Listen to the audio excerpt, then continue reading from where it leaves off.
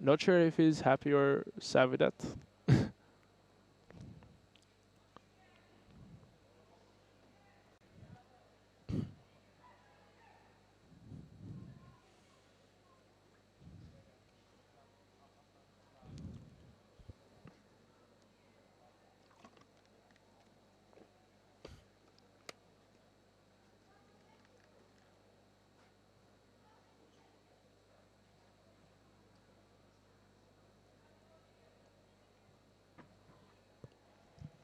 Did the stream crash?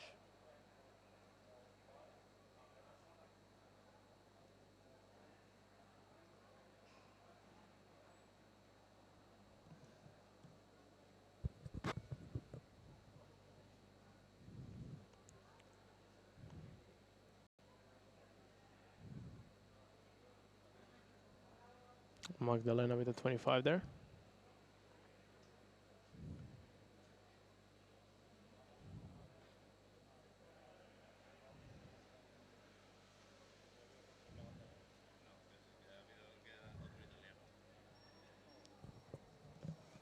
Guys, is the stream down? It's refresh. It should be going now. Ah, okay. Yeah, it should be working.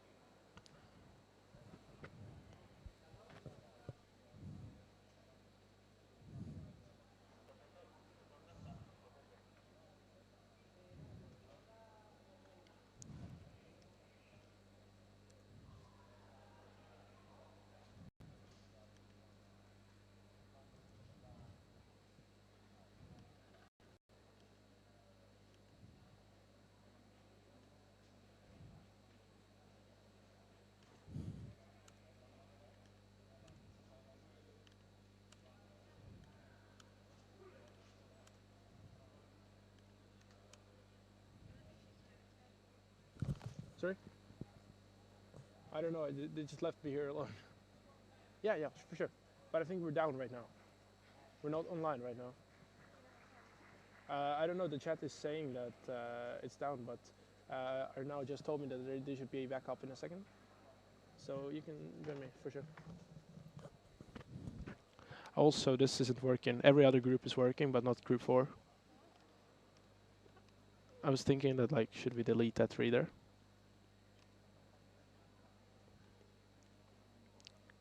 What? He's just set so many world records that it's completely That's crazy. Okay. Okay, it seems like we are back online. Hopefully. Uh,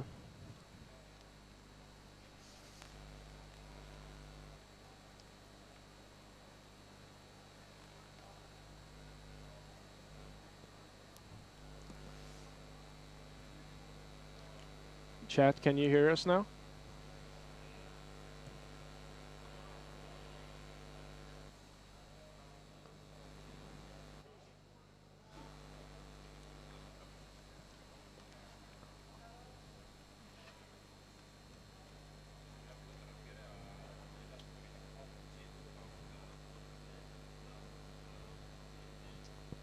I think like there is a new stream maybe.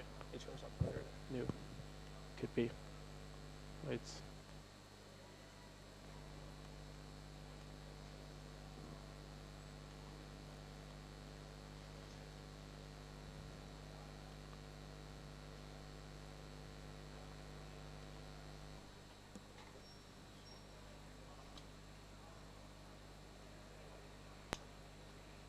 Okay, we do hope the stream is back online right now. We are just pulling up the chat, just a second.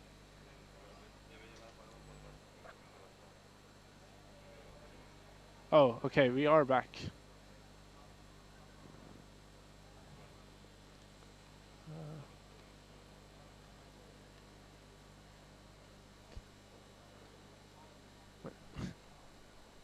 Which one?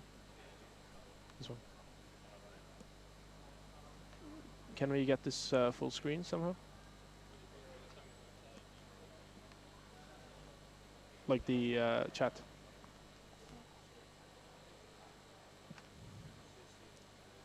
Oh, Tuan with a 21.63 there. Very deserving applause after that solve.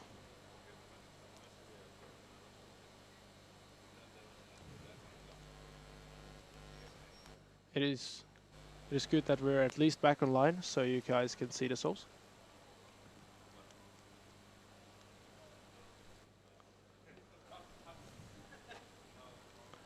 So I believe you might missed a few solves from Sebastian. And I did see a 22.19 from Sebastian there. And also just now, Tuan Delimon got a 21.63. So those were some pretty solid solves from both of the competitors. But I'm not aware what Sebastian's other times were. Hello, you are now joined by Oh yeah, Helena. that's right. I'm not here alone now. So we're now partway through group 4 of 4x4.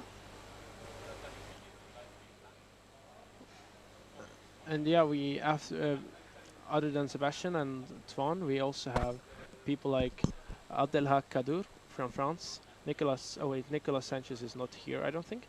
We have Daniel Rush from South Africa, Magdalena Babiš from Poland, and also Lucas Deglissé from France. And while I was saying those names, Sebastian is on a really fast-paced solve there. Last layer at 15, I think it was. His tripod is blocking the camera, but with 1943, potentially with double parity there, actually. So that is definitely a good solve for him. We saw a lot of 19s from Timon in that last group, didn't we? Yeah, we saw a 26, 319s, and a 24. Yeah, it was absolutely incredible to watch, and the pressure Yeah. was really on that last 5th solve. Watching Tuan solve right now. Tuan is seeded 5th for Europe, so definitely podium potential. Yeah. Absolutely here, Tuan is looking for that podium. Who do we have in top? We have Sebastian, Timon, then also Tuan with a counting 21. Wow. Okay, okay. We have Timon in 1st seed going into this, Sebastian 2nd seed, Timofey Tarasienko Oh yeah. 3rd seed. Now I think Timofey could absolutely be a wild card at this competition. We've seen some really great results from him so far. The thing with Timofey Tarashenko is that he is quite a new cuber, and I'm not sure how he is going to handle the nerves of the finals, because although this is already the Euros environment, we do have a different environment for the finals, because people are silent, everybody's watching, other stages are empty, also fixed seating. So definitely for someone who has not competed in majors finals before, could fall under that pressure. Absolutely. I mean, I don't think you can even begin to compare a 1st round to a final. Absolutely. So our 1st and 2nd seed, Sebastian Weyer and Timon Kolashinsky, both have years of experience in major competition finals, so they will most likely be much more consistent with their results in finals compared to 2nd and 1st rounds. I mean, we got Timon obviously 1st for average, while Sebastian is 1st for single. Oh yeah. The interesting thing about Sebastian is that he has held ER single since 2013. So for 11 years straight, he has had the fastest 4x4 single in Europe. Not to mention that, sorry, not to mention. I should also mention that Timon at North American Championships finals, where he got the ER average, actually had a counting 17. So he had 2 solves that were really close to the ER single in one average, which is absolutely unbelievable. Definitely, and I think Sebastian 17.13 single. I think that was a recent solve, wasn't it? Oh yeah, it was actually. I think we could definitely see potentially another 4x4 ER single this competition. Absolutely. For even ER average is very doable for both of these competitors. We have only seen, I think we have only seen 1 solve from Sebastian here, or 2. No wait, he had that 19.4, and then I saw a 22 from him. So we have seen 2 solves. but there might have been a third one that we missed while the stream was down, so I'm not sure. Also, apparently, Timofey Tarashenko has competed already, and he got a 23 average, So currently placing him in second place, right behind Timon and right before Patrick. 23.73, I think, is pretty good for Timofey. Yeah, seeming as he has a 22 PR average. Exactly, and his second place at the warm-up Portugal Oh, yeah. competition last weekend was only a 24.01, so in fact Oh. slightly faster than last weekend. It seems he's definitely on his A game in Absolutely. this first round. Chad is also saying Timofey's 2019 ID.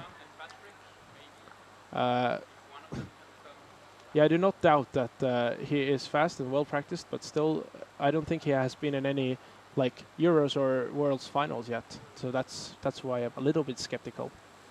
But we do have Sebastian starting his third hole here, or fourth.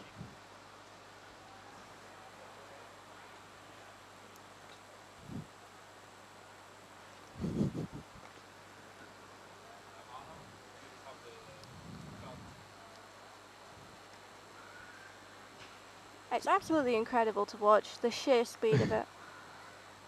Looking at the timer, he is finishing edges up at 15 seconds. Yeah, already incredible last layer there. Oh. You pumped finish it, and he is not happy with that solve. I think that was a T-perm actually. A 21.47 from Sebastian there. So that is going to be counting for sure. So he is going to get something close to Timon's average, depending on what those last two solves are. So Sebastian currently has a 19.4, this 21 we just saw, and a 22.1, I believe. So if he gets a low 20 on the fourth or fifth solve, he should be guaranteed to place first in this round. It was absolutely heartbreaking watching Timon's fifth solve there. 3 solves below the previous ER. All he had to do was get another 19 and he'd have guaranteed himself European record there. That's true. But luckily he already took it from Sebastian, so he didn't have the sad feeling of not getting it because he already has it. We're watching Tuan Dillamon solve here at 25.84. I think Tuan is on pace for a PR average here because he has a counting 21 as well. Wow, that's considering his PR single of 21.14, PR average of 24.14. That could definitely secure Tuan a good seed going into the next round. Absolutely.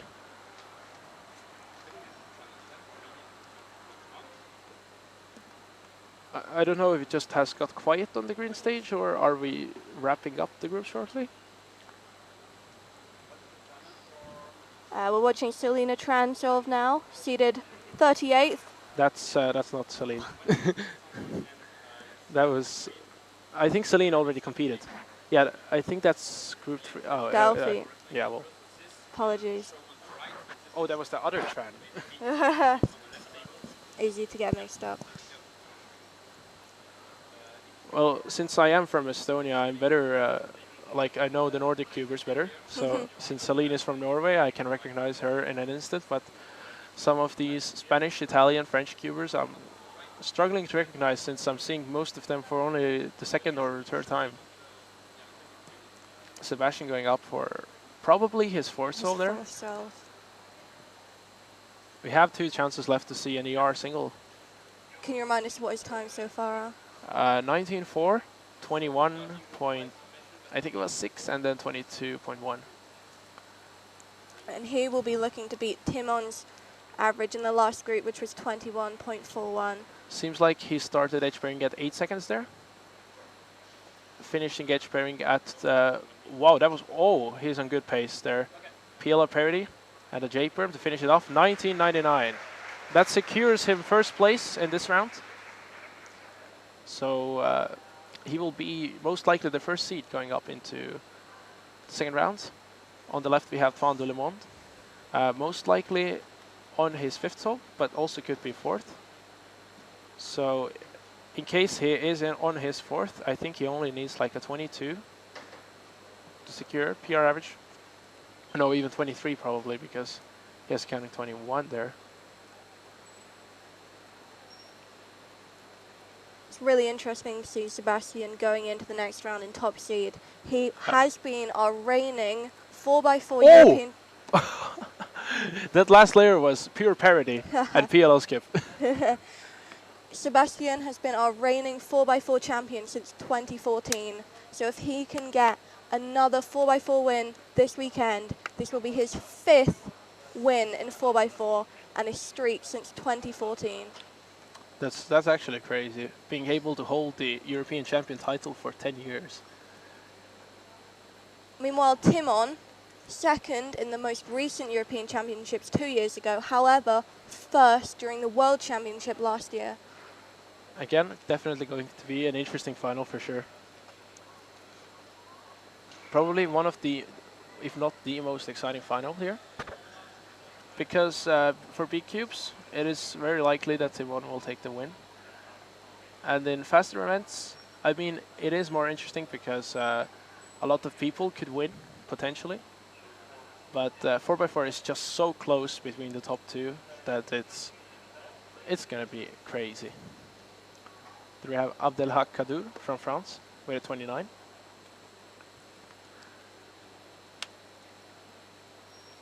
Sebastian Vaya actually held the ER average from June 2012 until July of this year, just a couple of weeks ago. So he's held it for 12 years, and Timon has only very recently managed to take the ER average back off him. If you actually also look at the averages he's gotten, his first ER average that he got in that streak was 30.81, and the last average was 19.90. So he single-handedly lowered it from 30 seconds to 19. No one getting the record in between. Yeah, I think it's no wonder that he's seen as the king of 4x4. Yeah.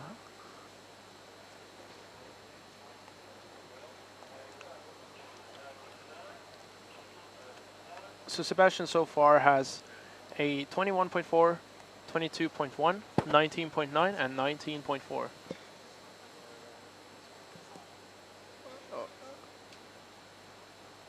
I'm not sure about that being a 21.4. It could be 21.6, but I think it was something around that mid-21s.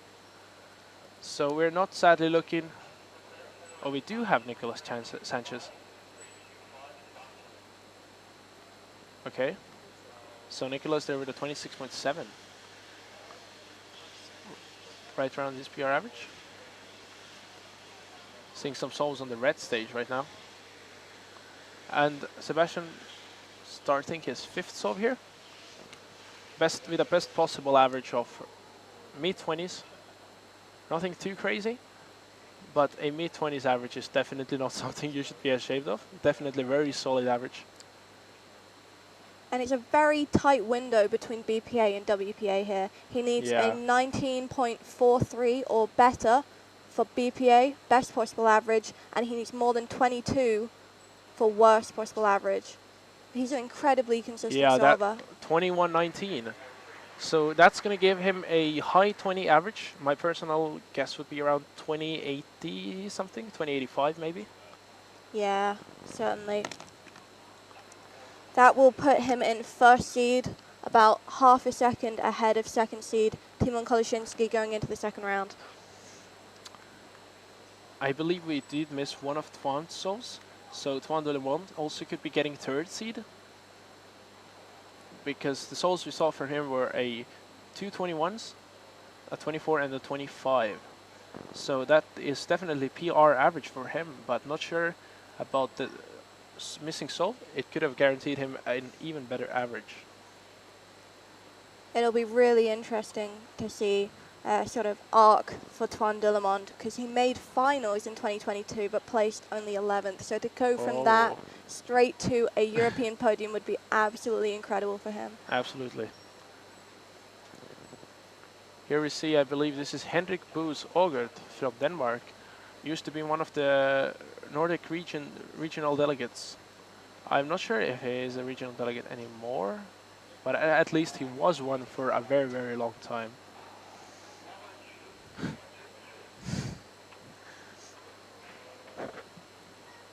See that? 2088 for Sebastian according to chat.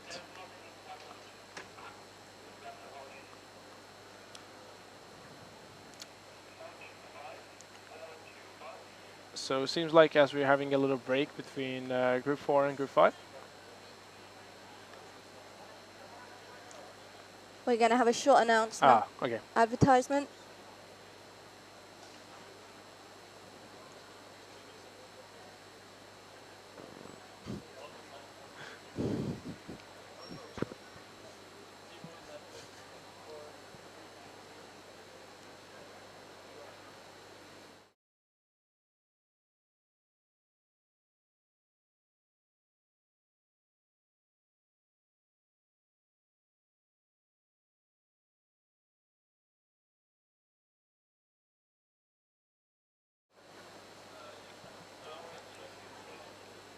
And we are back, still finishing off a few solves from 4x4 Group 4.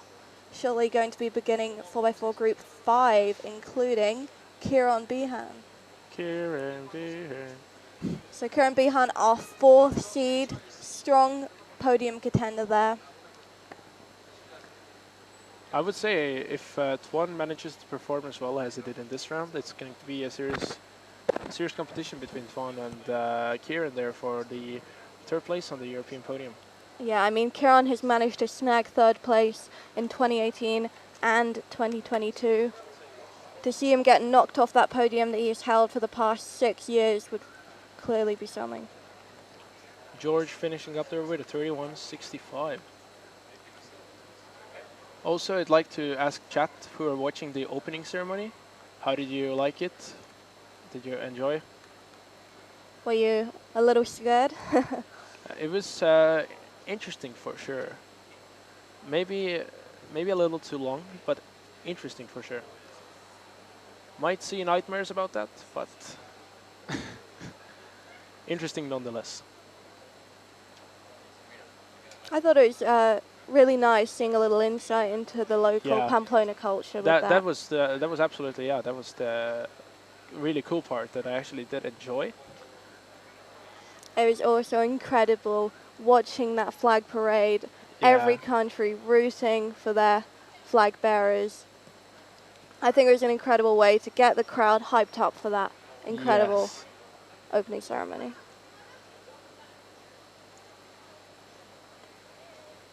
I believe we are wrapping up Group 4 now, ready for the last group. And in the last group, we are going to have Kieran Behan from Ireland. Then in 13th seed from France, we have Alexandre Krailer, who actually notably used to live in Estonia for a year for university. Then also we have Mieke Smulders from the Netherlands, seeded 15th. Philip Weyer, the infamous brother of Sebastian Weyer, seeded 24th. And also up and coming from Sweden, we have William Jensen, seeded 29th, a very, very good all-rounder. I believe he is top 10 in the world in some of ranks. And also Henry Gerber from Germany. That will be really exciting to watch. We'll get some really fast top seeds there.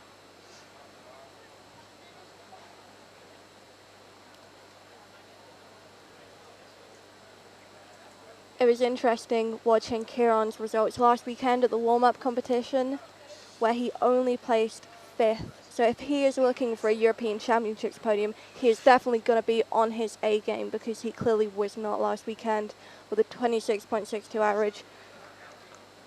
Well, hopefully it was just a little mishap and he can still manage to pull that podium, because as we all know, the award ceremonies for Kieran Behan podiums are the best.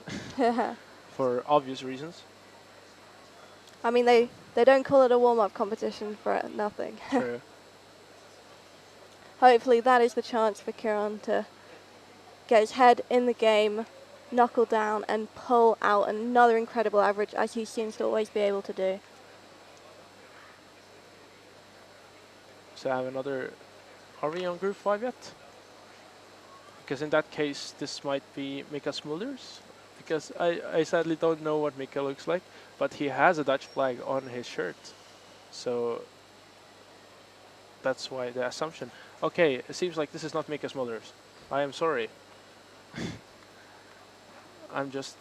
This was just a random guess. Got a nice over-the-head camera of this solve. I do hear a faint applause.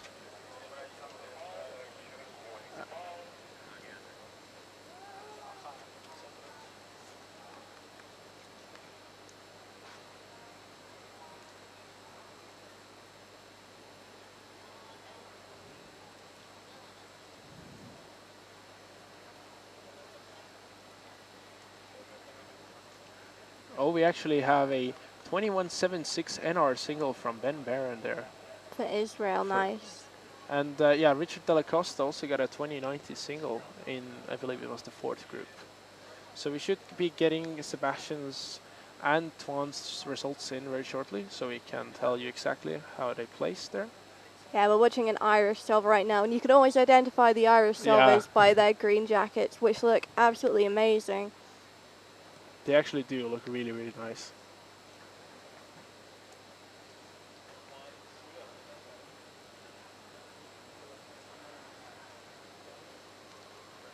Any thoughts from the commentators on where the next Euros might be held? Yeah, really interesting question, actually. I was actually just talking about it with someone in the waiting area.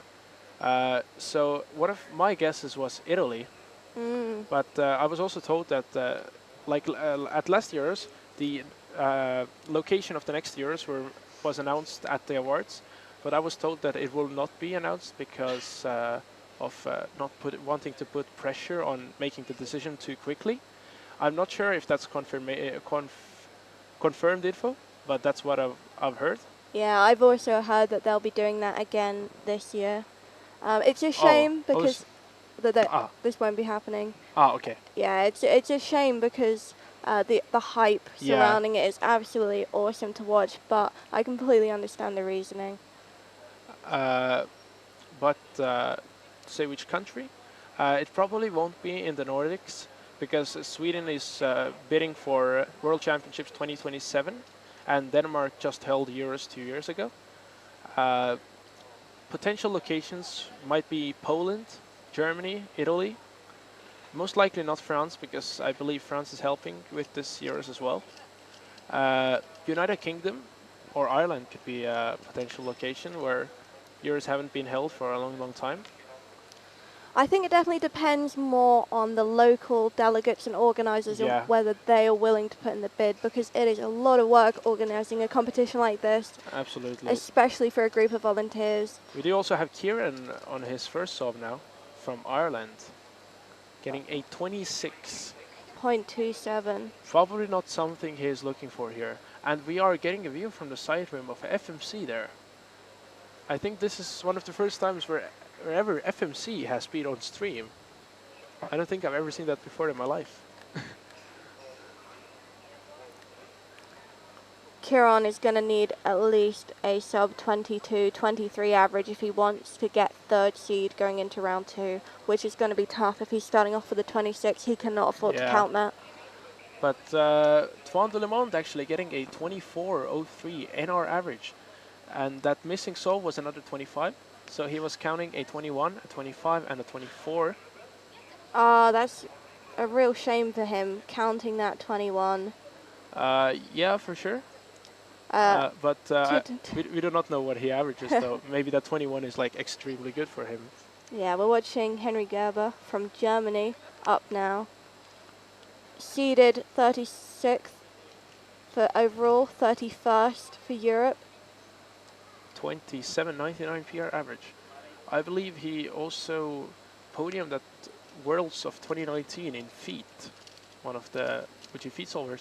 Oh, 27.58 with a cube drop there on the last move. A little bit unfortunate, but still under his PR average. Definitely. His best ever Euros position in 4x4 was 10th back in 2018. A full 6 years ago, though, now.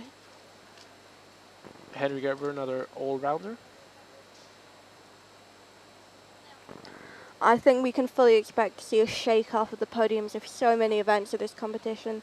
Yeah, for sure. The sheer skill and speed has improved so much in the past just 2 years. And we've had a lot of new talent appear on the scene that names we had definitely not heard of just a couple of years ago. Absolutely. Well, but I think every Euros is like that, where we get like a lot of new names. I actually, this is only my second European Championships, so not too sure about that. But some new names, at least for me, definitely Timofey Tarashenko. Uh, if you're talking about 3x3, then people like Olaf Kuzminski for sure. Then who else do we have in 3x3? Well, we do definitely have a lot of people. For example, Yanis Kostinchele. He we were talking about him before as well. He got into the last European Championships finals in the last seed, getting an 8.7 average in the finals. But recently he has got a 4.07 single, which is really, really fast. Top 15 in the world, I believe. Then in the finals, also fast Europeans, new names we have Alexei Tvetkov from Russia. I believe he's not that new, but pretty new in the top 3x3 scene. Yeah, competing since 2017. Then Kim Roger Haraldson definitely going to be relevant here, although I think he was relevant last year as well. Then, of course, Theodor Zeider, the 2x2 world record single holder with a 594 average. And also Radoslav Marcinek, the Polish champion, beating Timon in the finals of Polish Championships. Also James Alonso, I believe he won UK Champs 2023. 2022, I believe he did, yeah. Okay. There you go. We just saw Kieran finish his last serve. I didn't quite catch that time. I saw him blow a quick kiss to his many, I'm sure, admirers over in the spectator area. He didn't look especially pleased with that serve. Maybe counting to 26? I hope not. Quick peek over here at Thomas Patterson from the UK with a 33.66. Another wave to admirers in the spectator area there. Here we have an Israeli competitor.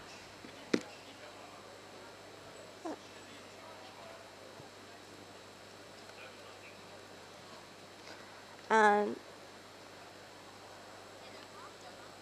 we are watching Philip Via in the top right corner. Known definitely more so for his 3x3 than his 4x4, like his brother Sebastian is. Also, we have Mika Smulder there. Or do we not?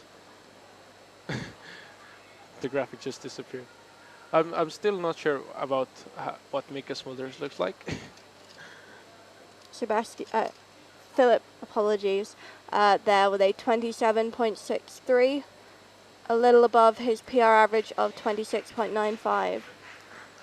So Philip's best position was actually back in 2014, 10 years ago now, where he placed 5th in the finals. He's now our 24th seed, so a lot of improvement over those 10 years, but to some extent actually pretty impressive to still be in the top 25 a full 10 years later. Well, the thing with 4x4 again is that the parities can really turn an average around. So, for example, a competitor who might have a 25-second PR might get a 23 average without any parities, and a competitor with a 20 average might get a 23 with all the parities.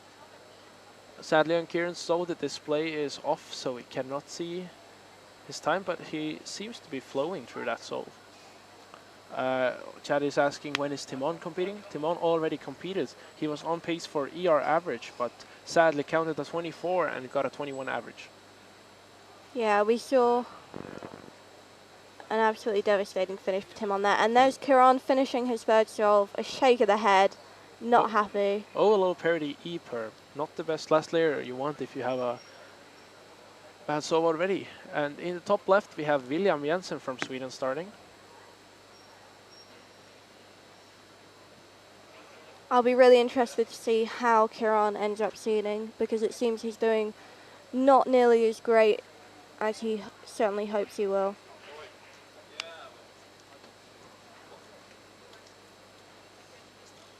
Really rooting for Kieran here.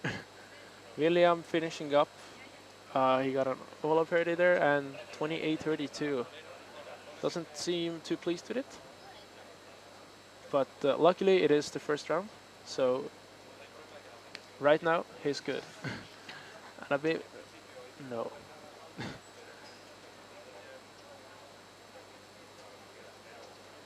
I think that's Philip in the top left.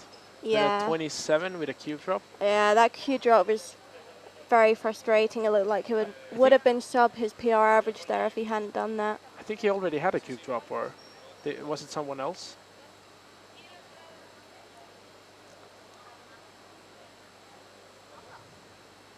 I find it really interesting how the 4x4 meta has seemed to have changed over the last couple of years, because we recently, or in the past year or two, saw the increasing use of OPA, OLL parity avoidance, That's true. where you can trace out the pieces during inspection to make sure that you don't get parity later on. But more recently, I've seen some people stepping away from OPA Yeah. and feeling that it's actually faster to take the parity and not limit yourself in the moves you can do before then. Yeah, exactly. The pioneer for that method was Ari Randers Pearson from the United States, and I believe he is one of the only people who still uses OPA. He has a 24-second PR average, or was it 23? Something around that range. But the thing with OPA is that, first of all, you have to spend your inspection tracing the pieces, and since there are 24 wing pieces on a 4x4, the tracing will, if you're really, really good, you can get the tracing to sub 10, but that really limits your inspection time for your first two centers. And also, since OPA works in a way that you have to recognize if the cube is even or odd, and then during your solve, up until edge pairing, the 3-3 edge pairing for Yao, you have to track if your cube is even or odd and solve it in a way that it ends up even, I believe. So thinking about that while doing everything else will probably make you turn slower, so that 1.5 second OLO parity at the end is probably a lot faster actually. But it is an interesting method for sure. Somebody in the chat asks, is it possible that Timon wins 3x3 to 7x7? Now that's a very interesting hypothetical, that one. Definitely possible. I wanted to see 7x7 round 1 because I believe he got second there. But who did? Oh yeah. So in 7x7 first round, Kieran Behan won Timon by 1 second. So if Timon is on his A game in the finals, he can definitely take that 7x7 win. And in 6x6, I believe he got first place. Yes, he did. And in 5x5, I believe the first place also went to Timon. So yeah, it did. So 5 to 7 should be really doable for him. 4x4 is going to be a close game with Sebastian, and well, 3x3 finals, probably the hardest of them all. Probably the most nerves, but still. So I'd say it's pretty potential, but not like 100%. I think that for a lot of these events, he still has pretty strong competition just from one other person, and it seems it's a two-man battle for that number one spot. So for the big cubes, definitely him, Kiron. I think it could absolutely go either way. Also, Janos Berecki, let's not forget, he has a pretty good average in 7x7. I think he has a... Does he even have a European record mean? Yeah, he presently holds one of the European record singles, actually. So any of those three, definitely potential for that. In 4x4, I mean, we've seen it just before our eyes here. Him, Sebastian, and as far as I can tell, it seems 50-50. It could go either way. Yeah. So Harsh is saying here, if Timon loses any of 3 to 7, I will be shocked. I don't know if I'd be shocked. I think it's really hard keeping up that consistency throughout all those rounds. Exactly, 5 different averages, and you have to be at your absolute top performance. That's 5 whole averages, and you cannot afford to make a mistake, because any mistake you make could absolutely cost you first place. What times does William Jensen have? William Jensen has, I believe, a 27 flat and a 28 from what we've seen so far. He does have a PR average of 27.37, so could be PR, but we haven't seen the other souls. Maybe he has a good single there. Don't forget about Timofey Tarashenko. I think it's hard to forget about Timofey. One of the newest, I'd say, podium contenders. For 3x3 could be possible. And in the top right, we actually see another fellow Estonian, Oliver Pello. seated very high in clock. I believe he's 11th seed or something. And he sadly did not do too well in clock round 1, but tomorrow hopefully we will see some good clock results from Oliver Pello from Estonia. There is Kieran, seems to be doing centers still. On edge pairing currently, finishing edge pairing at 18 or 17. So, oh, that was a fast F12. 22. Seems decently happy. Yeah, I seem to sense a lot of tension in Kieran's body as he's solving. I don't think he was happy with the way it started, and now it feels like he's really, really pushing to make those last few solves count. That F2L was like, sub 3 F2L. Really, really fast. I'm not sure what Kieran averages in 3x3, but still crazy fast.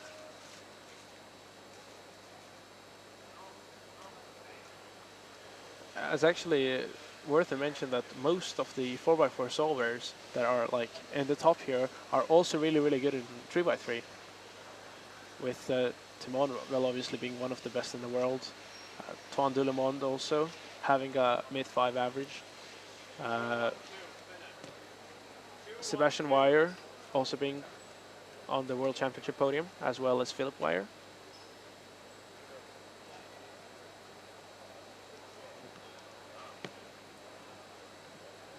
Philip with a pretty fast F12 as well, going right into the parity. The H-burn to finish it off. 28.15. Does not seem too happy. His inner slice moves with that H-palm, really smooth. I've seen a lot of top people and they attempt to do an M move on a big cube and it just locks up, it goes wrong. Philip, I always think, is very consistent in the way he does it.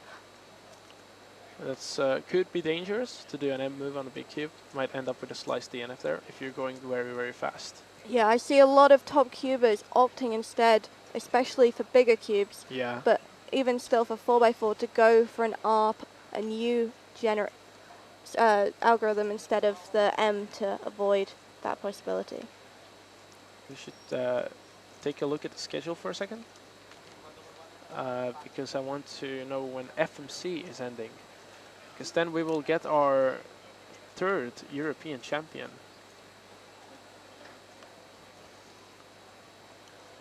So it seems like FMC will be ending. Wait, is this wrong time zone? Okay, so it seems like FMC will be ending in 23 minutes then.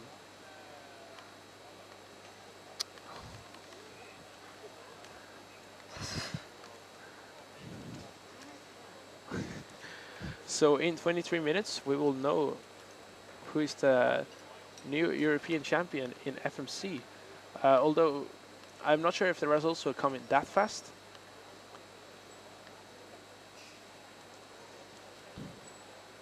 But yeah, Jan.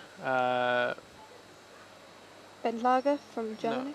No, I think the Czech guy is what the Harsha is referring to. But our WCA live is loading right now. We will get back to you in a second. Yeah. So Jan Riedel needs, Harsha says he needs a 22 for ER average. So I believe currently the ER average in FMC is 22. So, or is it 22? Could be. Because I think Radomil Milan has a 22 mean in FMC.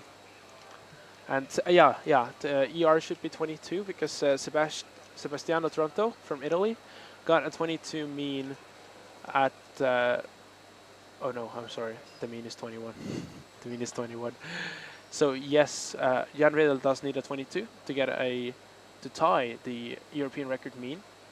If he would get a 21, he would break it and get a 20.67.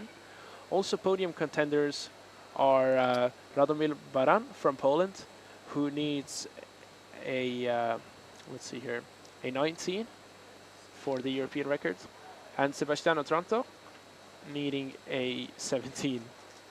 Sorry, 18. Then also we have Alexandros Fokianos from Italy with a 21 PR single on the second solve of FMC, but sadly getting a 27 on his first solve, meaning that his current mean is 24, and he will need something good in case to, in order to get that podium. And sadly, Alexis Lemaire from France getting a 22 on the second, but DNFing the second solve, so that is really unfortunate.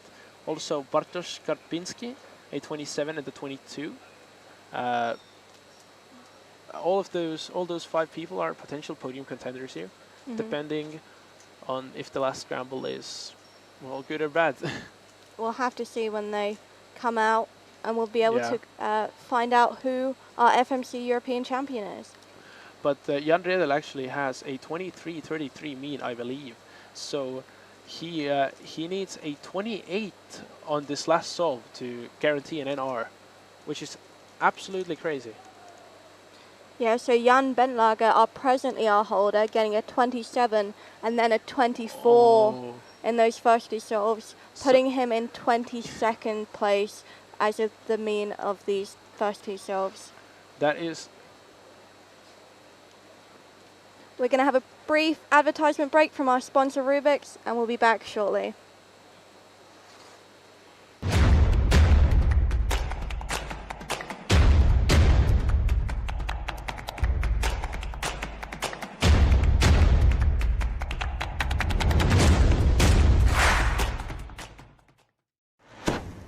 Visítanos en cubekings.com. So apologies to Cube Kings, who are vending at this competition, I believe. Yes, they are. They are the biggest Spanish cube store.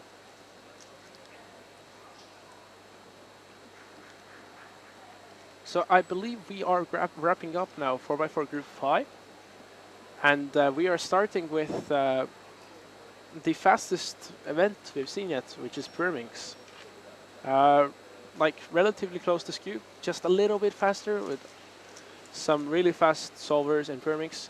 This Pyrminx is actually one of the has a lot of the top seeds competing. Well, Scoop did as well, but Pyrminx is going to get really, really competitive. And I'm also going to be one of those people fighting for the final spots. But I don't have very high hopes for myself. But even with a sub 2 average, I am seated 25th, which is absolutely insane. Because last year we actually saw a podium, which I believe the third place had an average of 207, which was Magdalena maybe. Well, it was the podium was really, really fast for the time last year, and now I don't even think last European champion winning time is going to be podiuming this year, since we have so many fast people in Pyrminx.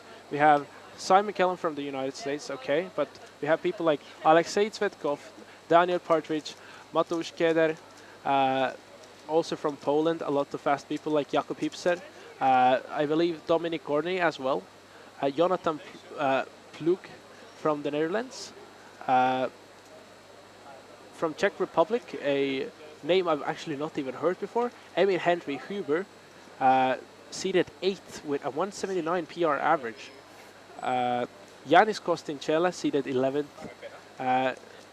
Also people like Diego Alfonso from France and Stian Nistad Östli from Norway seated 18th. The previous European champion podium, Magdalena Pabish, is seated 19th with a 193 PR average. So these are the top people competing in Pyrminx, with actually Simon Kellum and Alexei Tvitskov being tied with a 153 average. Daniel Partridge right behind them with a 157. And in the first group, we are going to be seeing, let's see who we are seeing in the first group. The fastest person in the first group is going to be Edward Burgess. Edward Burgess, Burgess. Cuba. Yes, seated 10th. And in second seat we have Mateusz Szugier from Poland, seated 17th.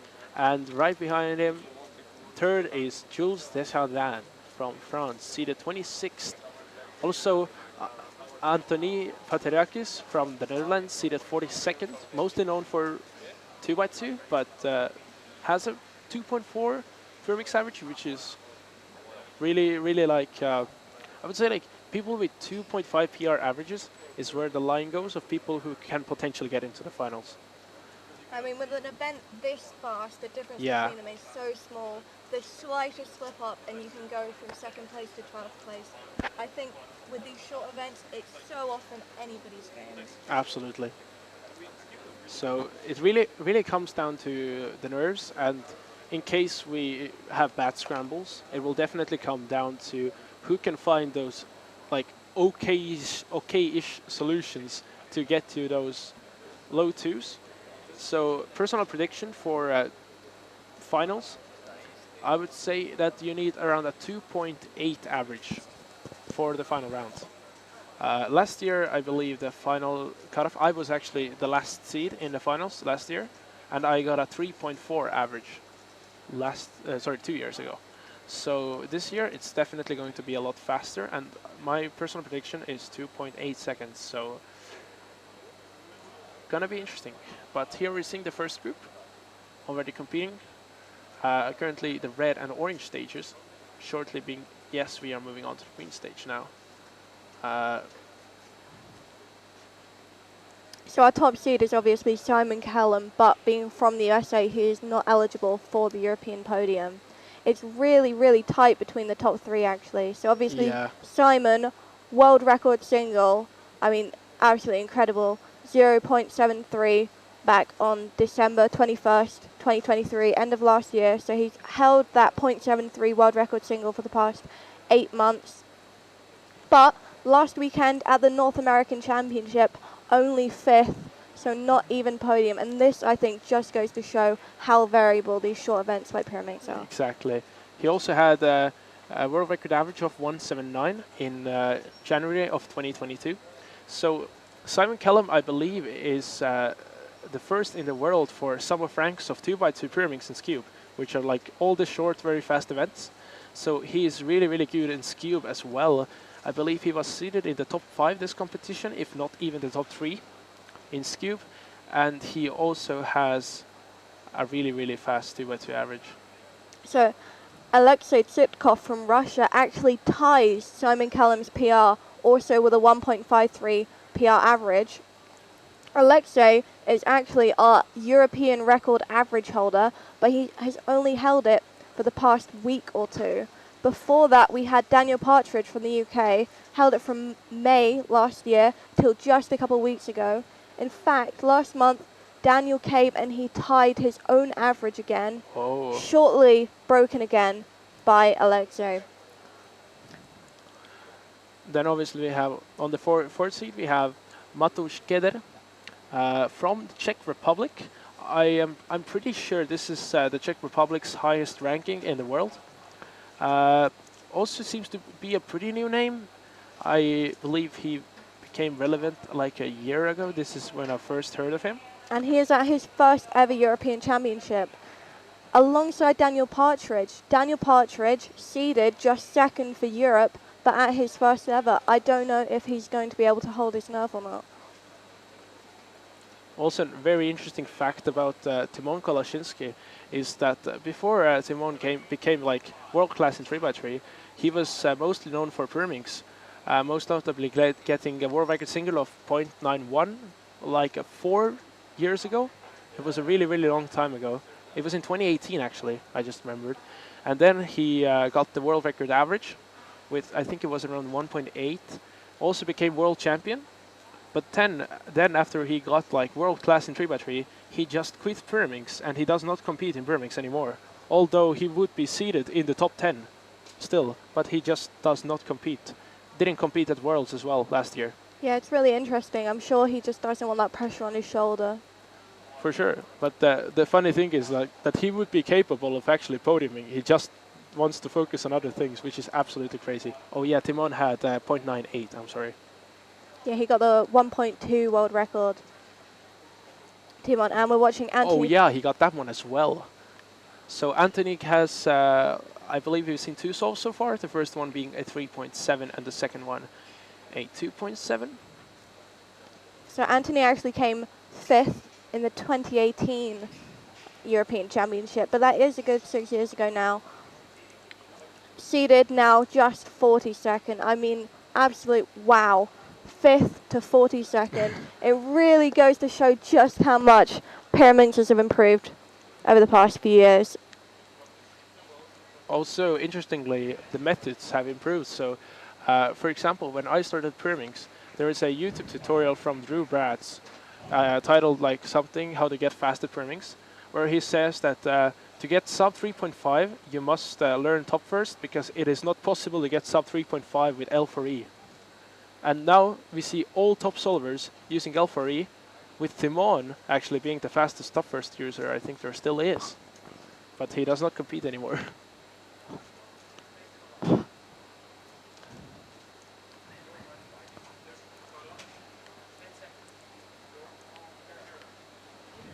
The person we're seeing on screen, I know he's fast, but I do not remember his name. Getting a 2.39. Being really happy with that, and I think I saw another 2 from him before, and he was relatively happy with that as well. I am not sure if those solves are just good for him, or he's just trying to save a decent average for the next round. Harry Savage asks, Eleanor, who came 3rd at Euros 2018 in Para? I think that might be a certain Sari Havage, perhaps? Perhaps. I don't actually quite recognize the name here. It's Ari Zavage. Not quite sure. Not quite familiar with that keyword there. Sorry, Harry Savage. Not able to answer your question. Harsha mentioning here that Pyraminx methods now are L4E, ML4E, and some people use TL4E. Yes, that is true. We have had a lot of improvements in Pyraminx methods, with actually Harsha himself, I believe, being one of the pioneers of those methods. So actually it seems, wow, Anthony has got a 1.22. Not sure, I think that was a DNF with a piece coming out, not sure there. Jules with a 2.68. And yes, to talk about those methods that Harsha mentioned, so there are methods now to do L4E algorithms from different angles. Also, a popular method being used by the top Pyraminx solvers is pseudo-V, where you basically solve like half of the V and another edge between another another 2 centerpieces, and then using that as pseudo-V and then fixing the V later. But I'm not sure if that 1.22, oh, yes, we have a really, really short scramble in this group. Anthony Patarakis got a 1.22, I believe maybe DNF on that scramble. And as we saw from, I don't know who that is on the screen, but that seemed like a 5 or 6 move solution. Which, oh, okay, can't be 5. But there was also at least 1 tip, so it could be a 5 move body. But we definitely want to focus on fast people here, like Jules and Edward Burgess there with a 2.55. So we might see a crazy fast time here. Sadly, not like any of the top 10 seeds in this group. Well, Edward Burgess being 10th, so we are most likely not going to see a world record on that scramble. In that case. But we might still see a very fast time. So the person currently on stream, not sure who that is, but I know he has a 2.7 and 2.3 so far. So I'm not sure if that was a 6 mover, but we're taking another look at that solution here. It looks like we have 2 tips and possibly a blue-green edge salt. Yes, 1.51. So that looked like a 4 move V to a 3 move insert. Yeah, I think that was Matteo Spugia. Yeah, and Jules with a 2 flat. So it's most likely a 7 mover with 1 tip. Edward Burgess sitting down now to start his solve. Most likely going to be the same scramble we just saw. So let's see what our 10th seed can get. His PR average is 1.8.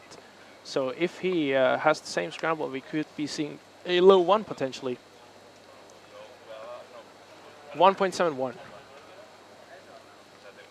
Still a very, very solid solve. I'm sure he's a little frustrated given how good that scramble looked. I'm not sure, but it did look like he didn't want to look it. So that could be another reason why he didn't. I think he had a little pause there. But I'm gonna now head off to compete in Pyraminx, and I'll be right back after my group, and I'll be with you for the rest of the Pyraminx groups. So I'm also gonna be on green stage, so hopefully I do well. So yeah, see you soon.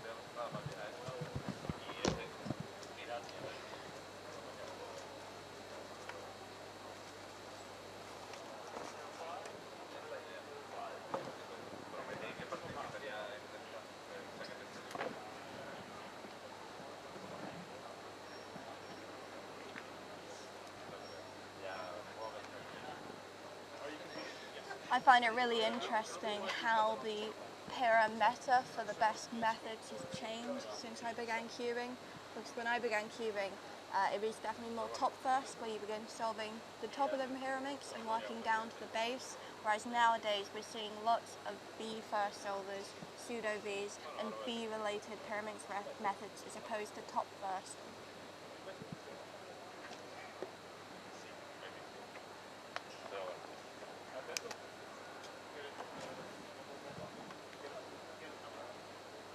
We're seeing Mateusz Szwagier sit down here to start another solve.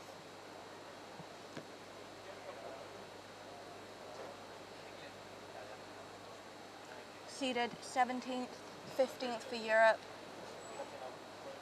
He is absolutely going to be looking for his spot in the finals right now.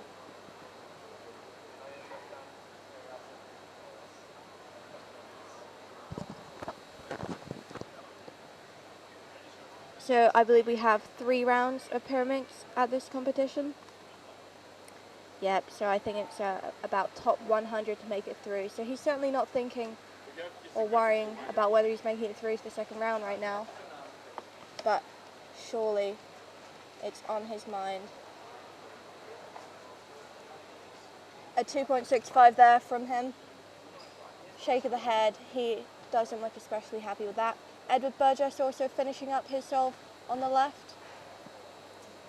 Didn't quite catch that time, it looked like about a 2-second solve, 2.6.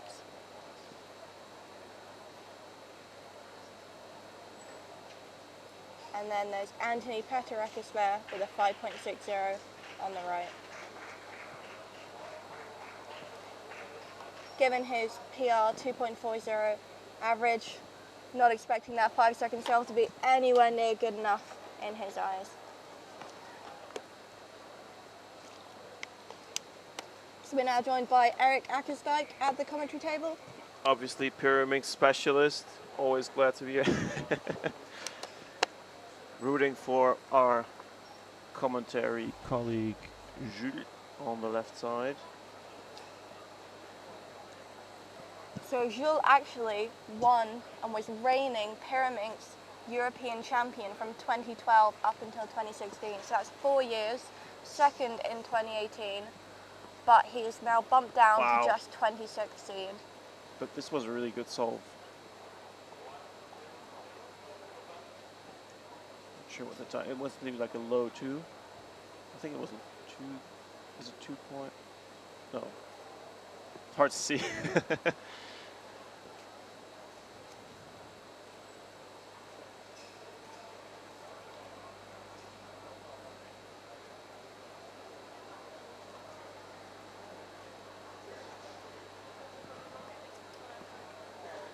I was talking with Remo earlier about our predictions for the Pyraminx podium.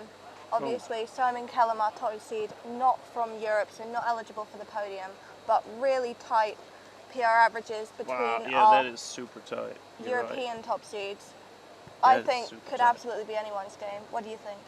It looks really like anyone that makes the finals has a shot of making the podium. I mean, it is less than 0.3 between our first seed and our 10th seed. That's almost less than nothing. And I think that difference is wider than the random chance of simply Definitely. going Yeah, into yeah, an yeah. average. I mean, we saw this at Worlds last year with Leaky Lee coming out of nowhere, seizing third place in pairings. Yeah, that's a good example. Nobody was really expecting her, but then, I mean, obviously she pulled it off.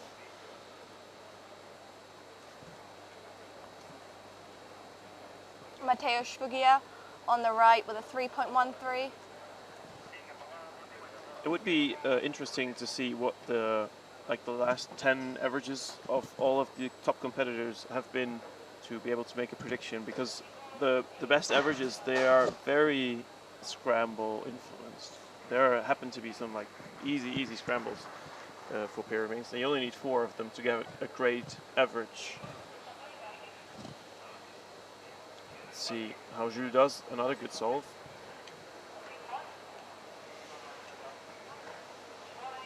I'm sure he'll be happy to talk to us about his average. 2.5, that's solid. Hello, hello. Hey, Hello. OJ. Who do we have here? It's OJ. Hello. He needs no introduction. Well, for the people at home, I've just come in from the last attempt of FMC. Oh, how did you do? I got 30. I'm very happy with my solution, even though it wasn't a particularly great solve. Jay Sloan managed to get a 19, which Wow. now Oh. breaks the UK national record of average, that is. Oh, of course. finally. Yeah. Wow. So they now have the national record by themselves rather than being shared with the beautiful Harry Savage and the amazing Fabio Schwant. The three-way UKNR average. Is no longer. Wow. I don't believe the results have been entered yet. Do you have any insider gossip on any of our top seeds? Nope, that's all I had. Ah, what a shame. So Jay Sloan got a 19, so that's a 22, a 24, and a 19, which puts a mean of 20.67. Exactly. That's certainly podium potential, depending on how Definitely. the other people do. I'm sure she'd be absolutely ecstatic with a podium in US moves. At the moment, based off the mean of 2s from everyone else, that would place them 3rd. Wow. Really excited for those results to start coming in. Love a bit of good UK representation. Definitely.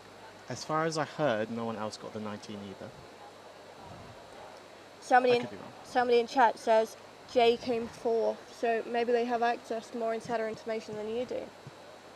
Well, they were talking a lot amongst themselves at the end, so I imagine that the word spread pretty quickly.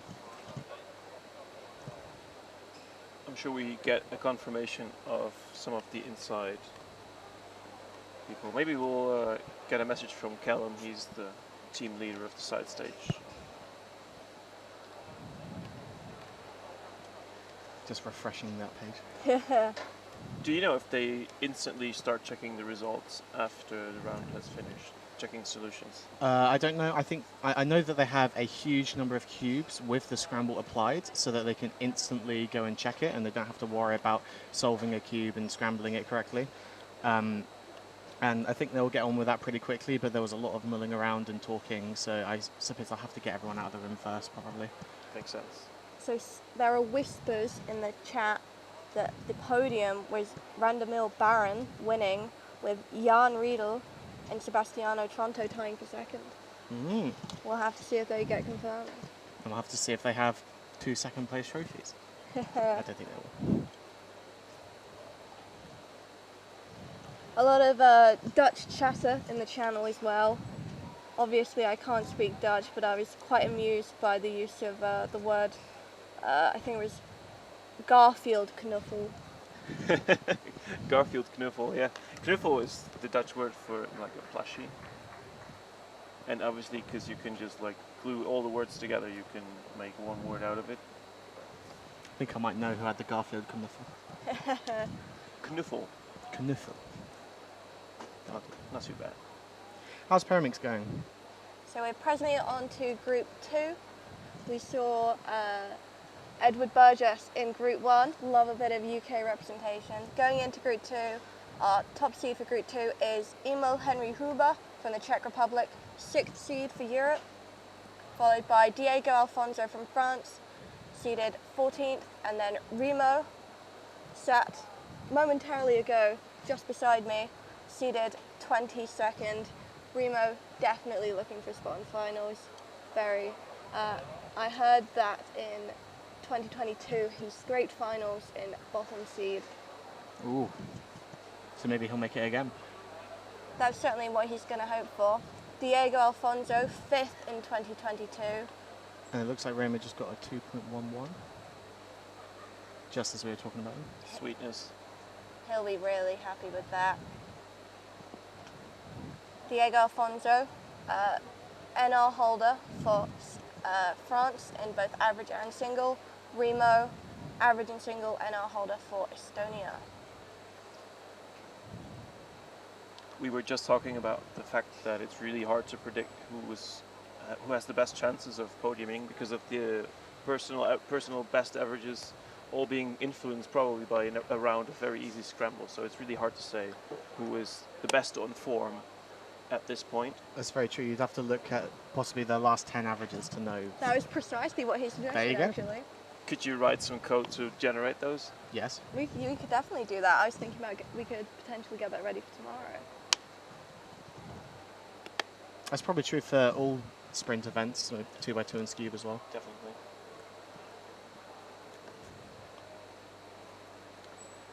And of course, Zayn Kanani has proven that the scramble set almost doesn't matter for 2x2. You can pretty much just get a good time on any scramble set. We just saw somebody on the orange stage get just about a +2. Quick spam of the table.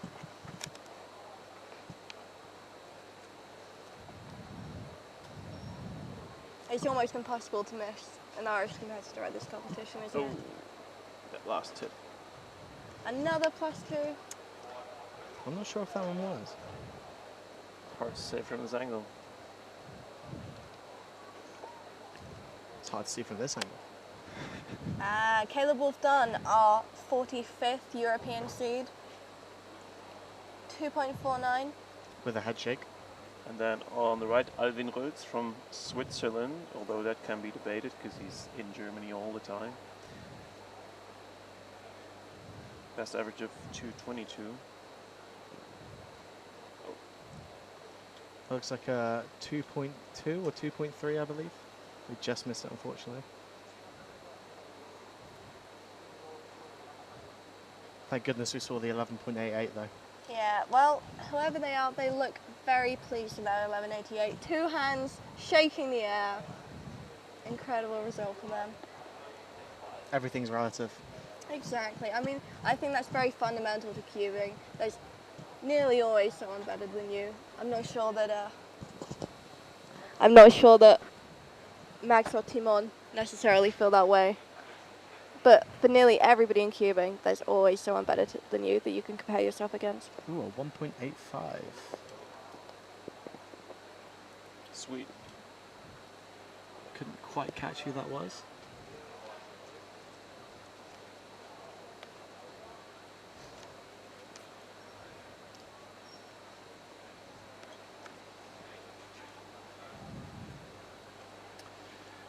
Chat, why don't you tell us who you're most looking forward to seeing in Pyraminx today? I can tell you who I'm most looking forward to. Go A certain Mr. Daniel Partridge from the UK. Of course, of course. Of course. So we were talking about how Daniel had ER average from May last year until July of this year. So 14 months, broken very, very recently by our present first European seed, Alexei Tsitkov from Russia. Of course, and Daniel actually set that European record twice before it was taken by Alexei. Someone says AJ Nichols. Not sure we'll get to see him on stream, but I'm sure he'll enjoy competing very much.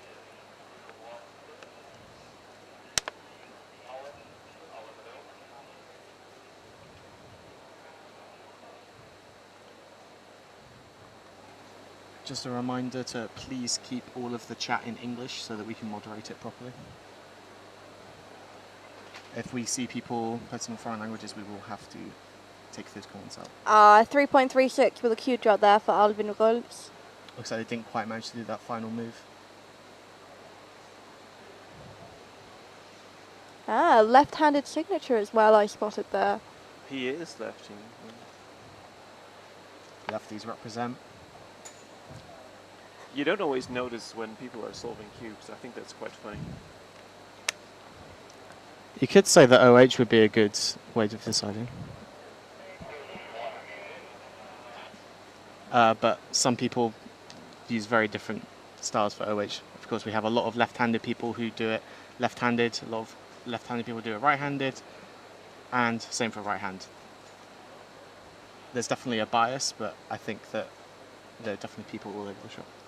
So I have a pet theory that there are more lefties in the Cuban community than there are in general society. And why is that? That's just from personal experience.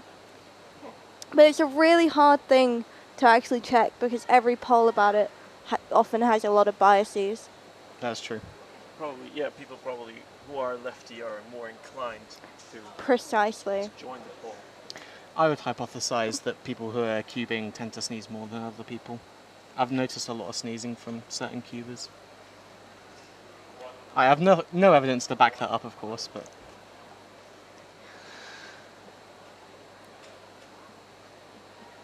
Well, That interesting stuff. appears to be a reference to my many sneezes that I've had today. I've in fact been sneezing a lot during official results. more than most people, some would say. Potentially, yeah. I find sneezing during an official solve, it's pretty horrible because you've got to keep turning while trying not to sneeze onto the cube or your judge. I managed to get my best 4x4 single with a sneeze in the middle there. So I think Ramo, I think they're just trying to figure out whether they've got a +2 there. I think it's fine. Either way, they weren't happy with I it. think it's fine. I don't think I've ever actually sneezed during an official solve, although I might have done it once.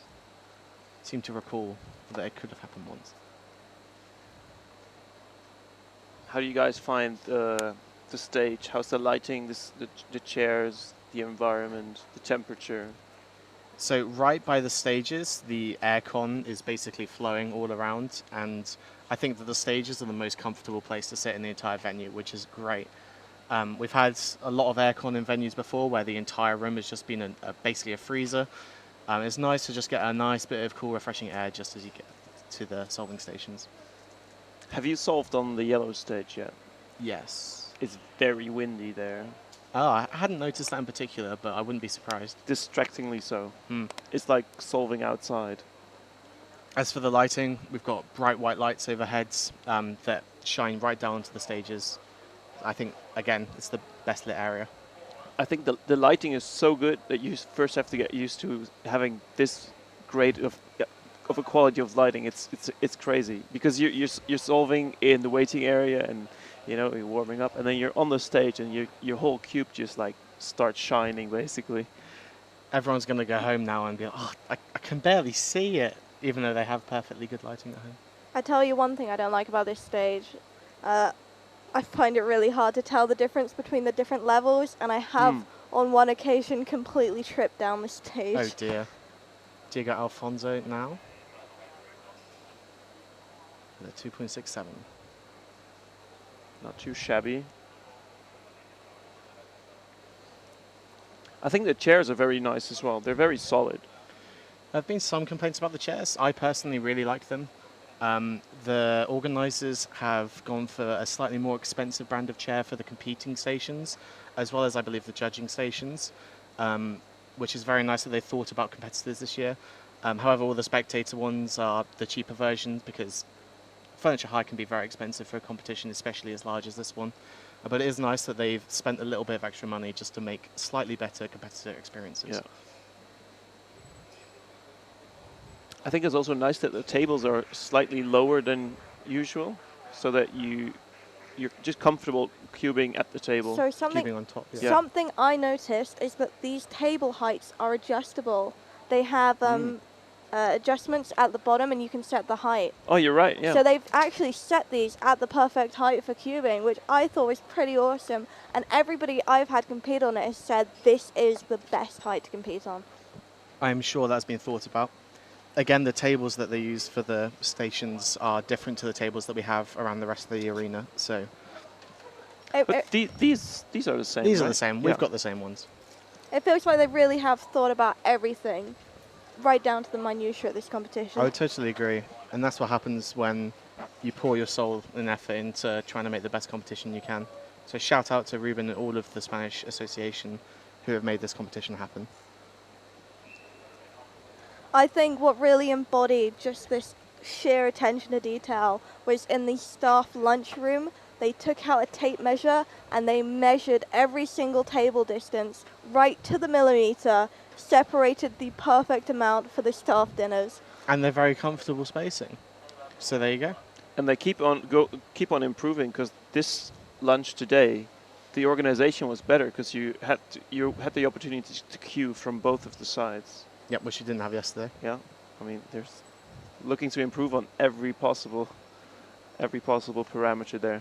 And the streams improved a lot since yesterday as well. So I think we're getting to a really good competition, basically. 3.15 silver there from Caleb Wolfdon. Did a little cheer, but also did a little bit of a head shake. So I wonder if someone in the crowd maybe convinced them that he didn't do too badly. And a thumbs up there. I wonder if that was directed to his mum, who I've seen sat in the in the spectator area the whole competition, cheering him on. Yeah, the UK parent contingent here is bigger than it usually is, that's for sure. I actually really love the UK parent community. We have so many super helpful, vibrant members of our parent community, and it's awesome that so many of them have come out here to Spain to support their children, and there's a big group of them all in the spectator area cheering their children on. Got Diego warming up for another solve now. Oh, Lorenzo, sorry.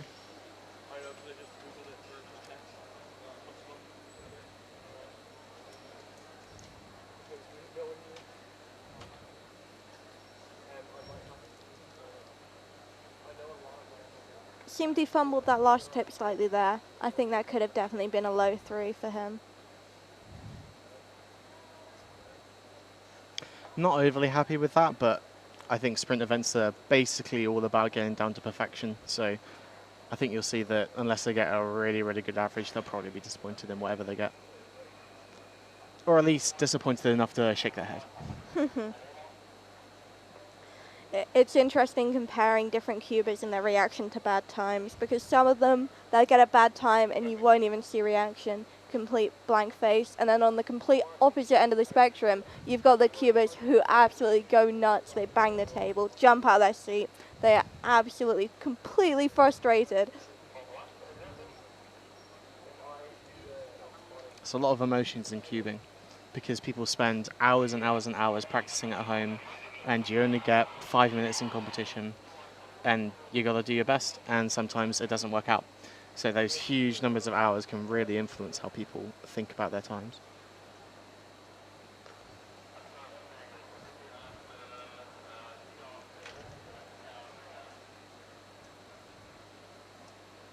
A 2.31 from Caleb Wolfdon there. He looked away and thought like he was trying to calculate the average in his head a bit. Caleb, well done. Watching Samuel Simcoe here. Our 38th European seed. 43rd overall, as our card says.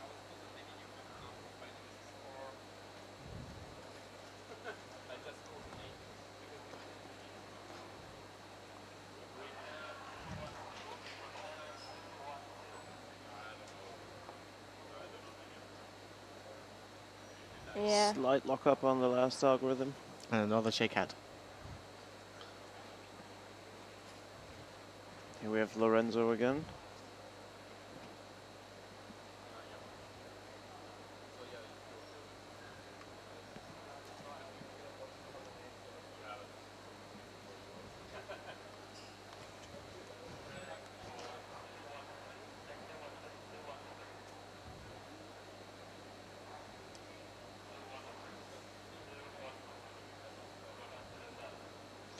Lorenzo's still preparing themselves. In the meantime, we got another solve from Remo. A 4.22. Hopefully he doesn't count that. Well, if there was a +2 that we saw earlier, then he would have counted that already. Ah. We're still unsure. Here's also one for the bingo, because Lorenzo wearing a head cam. You can cross that off your list if you make a picture with yourself and the stream. Oh, people at home can go to them. Guys, if you just take a selfie with a stream right now, you can tick one off the bingo. Wonder how many bingo items you could get just taking photos of the stream. Probably most of them. Probably all of them, yeah.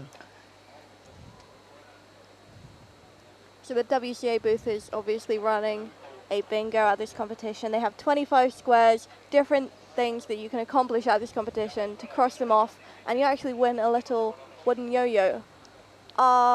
Devastating on the right there. One tip off, he has to pick it back up again and restop the time, and that cost him probably about half a second. Everyone who solved Pyraminx officially knows exactly how that feels. Indeed. So some quite interesting squares from the bingo. We've got stuff like someone with the same WCA year as you, someone wearing a blindfold while not competing. I see that one a lot. Oh, yeah. Sometimes I wander around for hours after and I've completely forgotten it's still on my head. Some people just use it as a fashion choice. And other people just put Garfield on their head. Yeah, why not? Sure. I actually took part in a group photo yesterday where we tried to cross off as many squares on the bingo in one picture as possible. Oh, really? How many did you make? How many do you think I got out of 25, Eric? 14? We got 19 out of 25 in one picture. Wow, only 6 missing. I know. All What 6 were they? let's have a quick look. I think nearly all of them were about getting official results because we took it Right, just yeah. off to the side. So it must be the 3x3 official sub-8, yeah? And OH, I suppose. You can't get both of those in the same picture, because there'll never be OH going on at the same time as the other thing. True. Unless you manage to capture one of those people who do OH for their two-handed 3x3 times, because they are actually faster. Some people have practiced one-handed so often that they're actually faster. But then getting a sub-8, I mean, it's not impossible. Mm. What other ones were you missing? Someone using a head camera to record themselves. Oh, we got that right now. There we go. An official time with 3 numbers ascending or descending in a row on the timer. That must happen on Pyraminx a lot. I bet you right now we'll see it. What are we betting on? Like, what? Drinks? Coffees? No. No, I decided not. But it's certainly going to happen before the end of this round. Is there something for every digit being a power 2?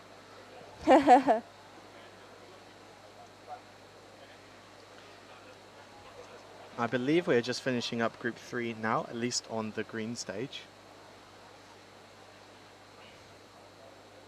Quick pan over there to famous Italian Cuba, Matteo Dumas. Matteo Dumas.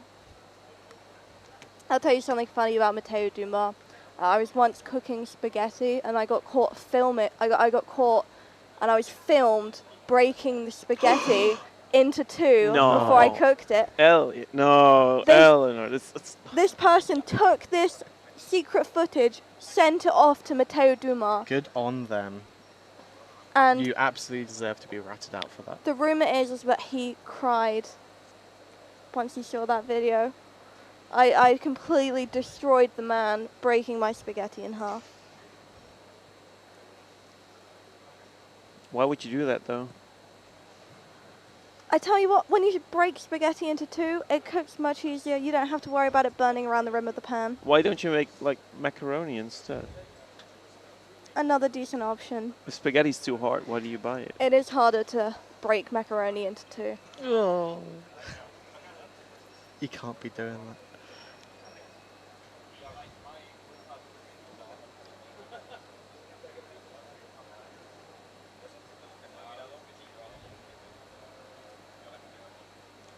Reminds me of the European Championships football, where they had these videos and they try to upset the Italians by breaking spaghetti in front of them. Yeah, all of the what fans were it? I can't remember. Oh, basically just everyone who wasn't Italian, right? It was all in good spirit, though. Of course.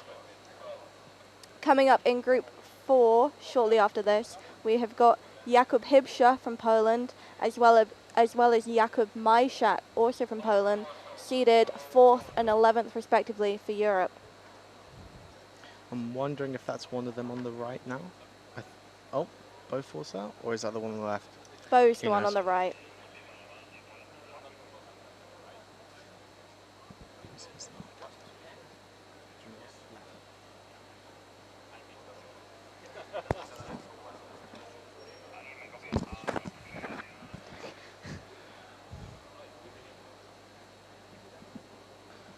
So Jakub Hibscher seeded 4th, 2nd in Europe for Pyraminx on single, podiumed in 2022 coming 2nd, as well as holding the European record average from November 2022, losing it in May 2023 to Daniel Partridge.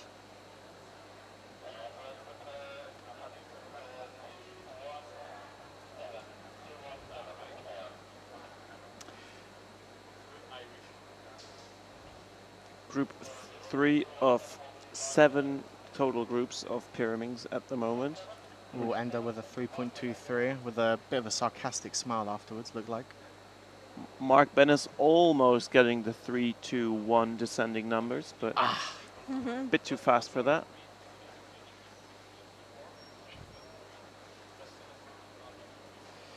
No, I haven't checked in a while. What are the European Championship records for Pyraminx? I wonder whether we've already seen it be broken. So funny you ask that, Oliver, because I in fact have this before me.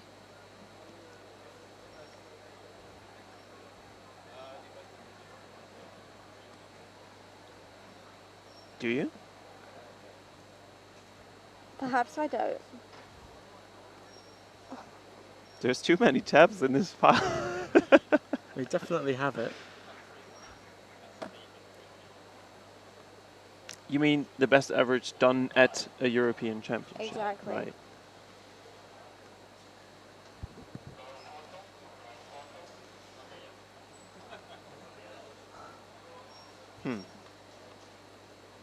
We'll figure it out. There's enough rounds yet, left of Pyraminx to, left enough groups to figure it out.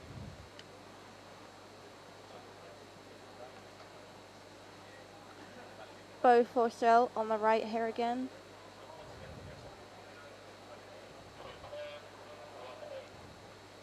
Efficient solution.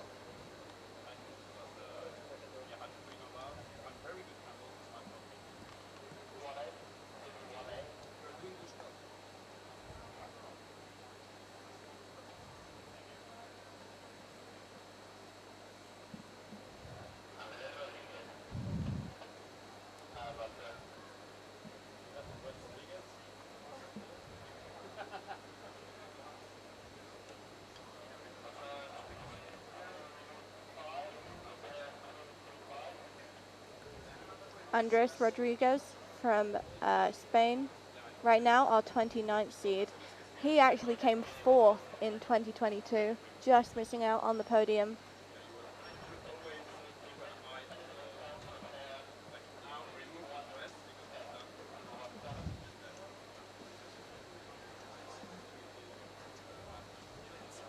Mark failing to get descending or ascending numbers again.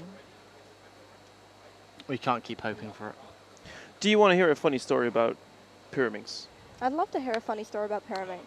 So, I was at Athens competition at one point where Mr. Rubik attended it as well. Ooh. And there was this podium session with Mr. Rubik and I think Lucas Guerin as well and myself. I don't know why I was up there, but sure. And at some point I got a question about I don't know, like speed cubing in general, and I'm like, yeah, the puzzles and Pyraminx is easy to get into and whatever. And then Mr. Rubik, I mean, genius as he is, he decided to correct me in saying that the Pyraminx is actually not a pyramid because it only has 3 corners on the base. But then afterwards. That was a little bit, okay, fine, do that. And then, according to Wikipedia, it's actually not entirely correct. You can also call a pyramid like a pyramid with 3 corners on Yep. the base. A You can tri- also call that a pyramid. A triangular-based pyramid as opposed Exactly. to a square-based pyramid. That being said, pyramids do tend to refer to square-based pyramids, especially because of the pyramids in Giza. And tetraminx has been proposed as a better name for the pyraminx, as a tetrahedron. That's right. That's right. I mean, on the topic of Erno Rubik, I've actually got a story of my own. So I was chatting with a younger child earlier in the waiting area, and they said to me, "How old do you think Erno Rubik would be if he was still alive today? Who? 100?" Well, he is still alive today. He was incredibly shocked when I informed him of that. I believe it was his birthday during Aussie Nuts. Well, happy birthday to him. He's actually 80 this year. And he had a little Google Doodle on the day. Ah, lovely. Both for sale with a 2.69. Both for sale with a 2.69. So with these great anecdotes, I'm going to leave you in the better pyraminx hands of Jules Desjardins. And I'll see you guys later.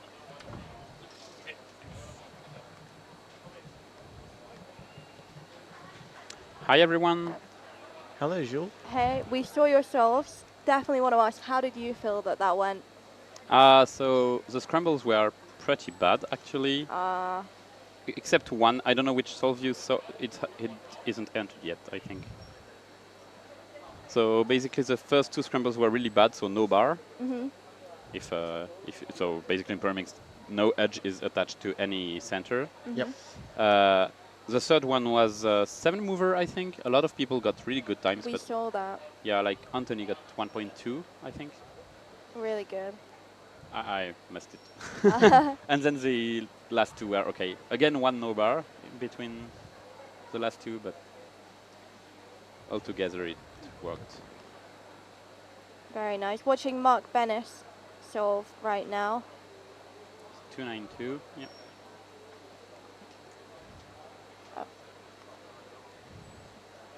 Seeded 43rd from the Netherlands.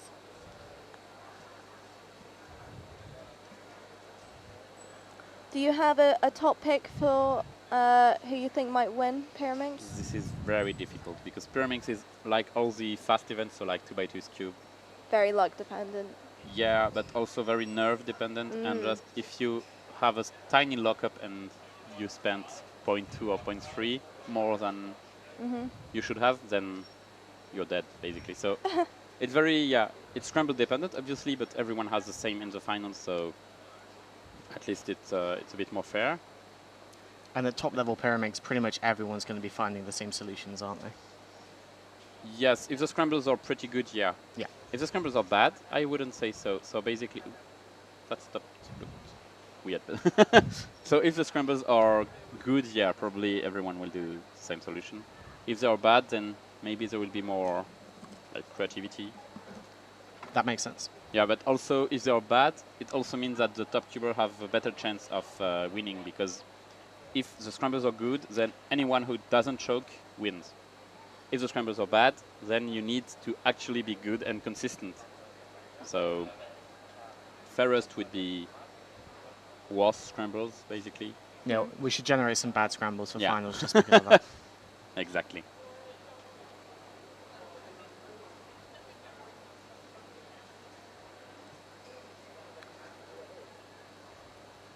Do you have any predictions for the podium, Jules? I don't know. I mean, I would have thought of Jakub Hibza initially. So Jakub Hibza should be seed. Yeah, he's the 4th seed in Europe, but he wasn't good in last year's Worlds final. There were only 3 Europeans in Worlds final last year because there weren't many Europeans actually at the comp.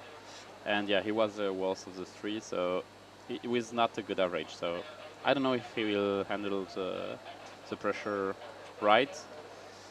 Daniel Partridge seemed very like consistent. Alexei as well. I'm not following the pyramid scene that much, so I don't I don't know much about the other really good solver, if they are consistent or not, but yeah. But of our top 4 seeds, only 2 of them have been to a European Championship before. Oh yeah, that's true. Yeah. So definitely nerve and experience can change that a little bit. Yeah. And that's especially true for an event like Pyramids. Yeah. Because having a finals and you see a good scramble, this is something that if you haven't experienced this before, then it's very specific to get something like this and the level of stress that comes with it. Something you can't quite train for, really, isn't it? Yeah. You have to just be there. I've actually, like, in the coming weeks, I've trained for easy scrambles specifically because I've missed a lot of them in all my career, and my pure single still is from 2016. I tied it in 2018, but that's super like, yeah, that was ages ago. Most of them weren't even cubing yet, and I got maybe 5 occasions to beat it with super nice solves, and I threw them all. So I specifically trained to get like, okay, what is it if you get a 6 mover in your average? Like if you have a good average, if you have a bad average. This is the kind of scenario that maybe you can train for, but yeah, obviously when you're in front of 1,000 people, it's not the same. Yeah, it's a bit like a 2x2ers practicing 4 movers. Yeah, it's the same Yeah. idea. Yep. That's exactly what Ollie Frost did. Ollie Frost, the 4-blind and 5-blind former world record holder, practiced 4 movers like heck from 2x2, ended up getting the UK national record On a 4 mover? on a 4 mover. Wow. We had a large cheer from the crowd there as a Spanish competitor got a 2.13 on Dresch.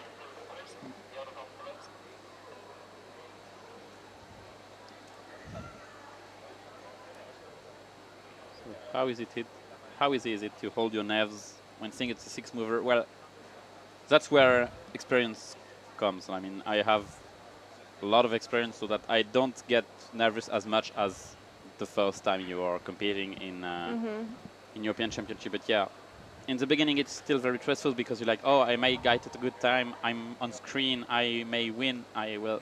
That's when you start overthinking, and as soon as you start overthinking too much, then you're dead. I think head-to-head finals, which of course we only do in 3x3, but I think that will be one of the hardest things because there are very limited opportunities to ever practice being in a head-to-head finals. Yes. Oh, I think Oh, on right, he has a counting 1-6 or something. I don't know who it is actually. yeah, I think I definitely saw a counting mid 1 second solve there. Yeah. I actually don't know who that is. Yeah. Chat, let us know if you know who that person was. Yeah. Thank you, Keaton. Apparently the FMC results are coming through, so we should be able to confirm who our podium is. Let's get them open. Ah, it's not live anymore, right? So it should be finished. And we finally have a European record at this competition.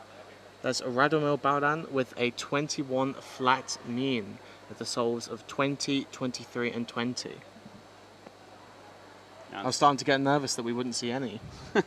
And second place is Jan Riedl from Czech Republic with 21.33 with very nice 18 national record. And third place seems to be Sebastiano Toronto, but they're still missing a few results. Oh yeah, they're still missing a few results, so there are a few people who have opportunity to still be in the podium, so we'll have to wait. But pretty sure the 21 isn't going to be beaten though. Unless someone clutches a 16 on the last solve, but... Yeah, Jay Sloan, UK, narrowly missing out on podium by the looks of it with a 21.67 mean. Oh, yeah. It looks like we've got a lot of national record means at the very top of this round. Yes, it's a bit surprising actually. Wow, so looking at it right now, Kai Ku from the UK first began competing in FMC earlier this year. In spring of this year, did his first ever FMC attempt at a competition that I was running. Now, just got a mean that would have been NR if it hadn't just been broken by Jay Sloan. That is very unfortunate they got Keaton there. Oh. Would that have been tied with the other 3, or is that better? I can't quite remember. I can't remember either. I think that might have been tied with the other 3. Regardless, it is no longer.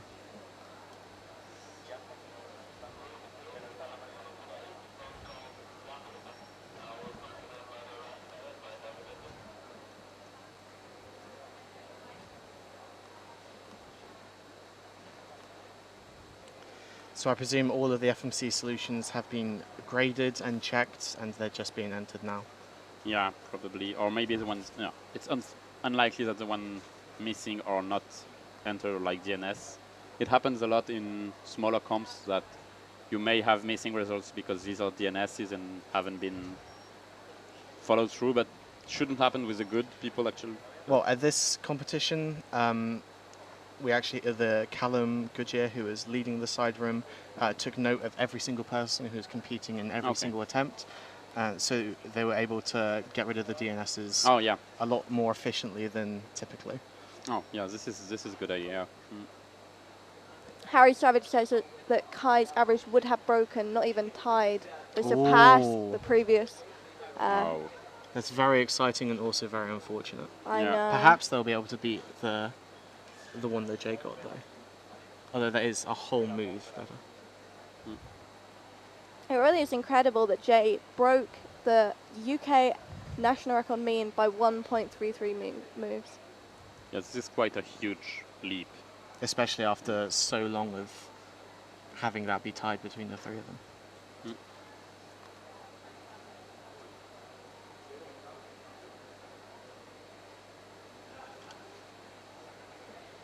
And I wonder if first group from Pyraminx is entered or not. Check.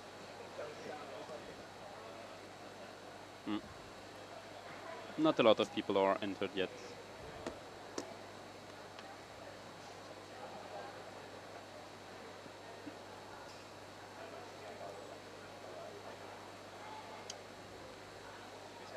FMC has almost everyone now. So yeah, the podium is still the same, but Jay Slow indeed has one move less than Kai. So it's still Radomil, Jan, and Sebastiano. So Jan and Sebastiano got the same mean, but Jan's single was better. So yeah, this is a very impressive few smooth podium. 21 flat, 21.33, 21.33. That's pretty good.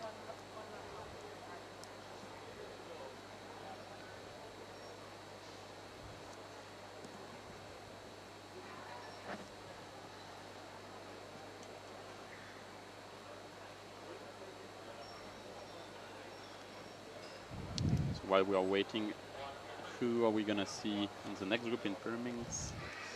In group 4. Oh, we have Jakob Hipsa. Okay, this is great. Jakob Mishak, Myshak. yeah, Davide Anesano, and Niklas Osan Eliasson. Yeah, we have quite some good people here. It'll be really interesting to see from Jakob Hibscher, our second place at Euros 2022. Jakob Hibscher. Yeah. So he is a good contender for Euros this year, for winning Euros. Because Timon isn't competing in Pyraminx this year, just like he did last year. So last year it was because of, oh yeah, it was a group start. So last year Timon didn't compete because of schedule. So the Pyraminx finals was right before the 5x5 finals. He knew he had more chance to win 5x5 than Pyraminx, so he focused on 5x5, which is a clever move when you're good at so many events. You have to have priorities. So I mean, Timon also just doesn't like doing Pyraminx anymore, even though he's still kind of at the top of the board. yeah, I mean, Just decides not to compete in it. Yeah, I think at some point he was almost bored because no one was at his level. But now, at least people are getting at his level. But yeah, Past his level even. yeah, definitely. But also, like the meta, the method have changed since because when he wasn't on top, it was because he was doing meson neutral, and like just like he did, like he does in 3x3, he's incredibly clever and comes up with creative solutions that no one can think of.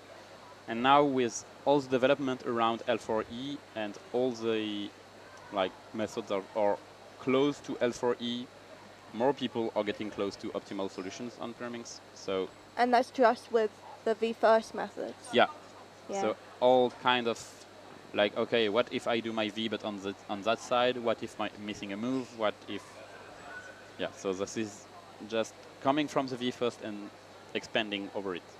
I'm still using top first, but I think I'm the only one. So I'm personally a At that top level. first over Yeah. as well, and when I began cubing, I felt that top first was all the rage, and it was all about learning, you know, Nutella, swirl, Yeah. two flip, all those Yeah. alg sets. But now I see complete dominance from the top first, sorry, the V first methods instead. Yeah, this is really, yes, it has really changed. In the early 2010s, it was top first dominance, especially with Drew Brads. Uh-huh. But then, yeah, Timon basically showed us that top first wasn't the best, and V was better. Yeah, so with V first, if you imagine it like a pyramid, V first is like working up a pyramid, Yeah. starting from the base, whereas top first is like working down from a pyramid, starting with the point at the top. Yes, exactly. Jakub Majszak on his second pyramid solve here, a 2.69 on his first solve. Oh no! He completely messed up his one look alg apparently, but the scramble looked difficult.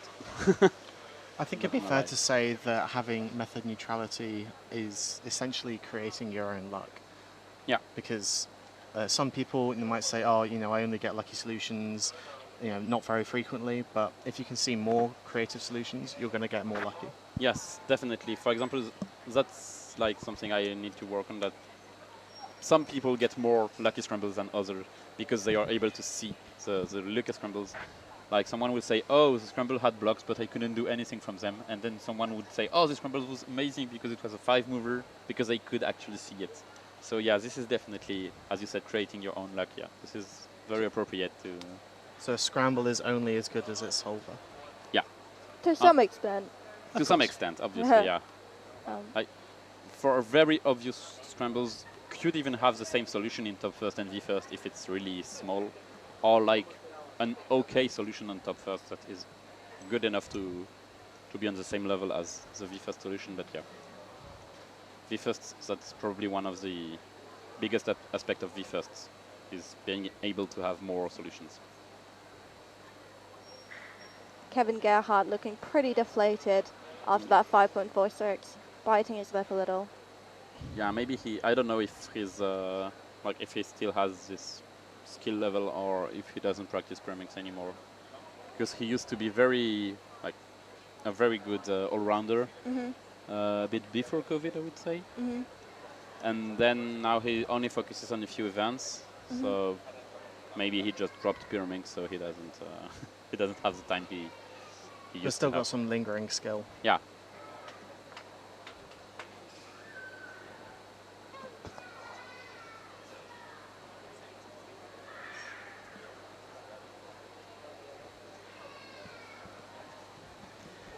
This was just to Twitch.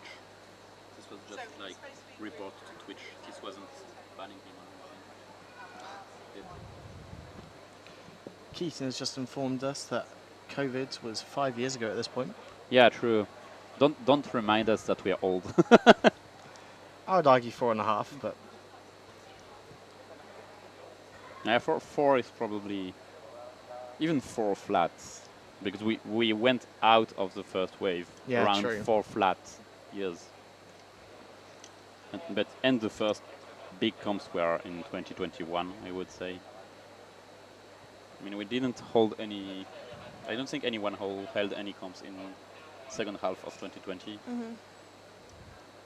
I mean, the WCA banned competitions across the world for a period of time. that's true. And then they came up with some temporary regulations for the first time ever to try and bring them back for a bit. Yeah, this was really something new for the WCA, and something we're not used to.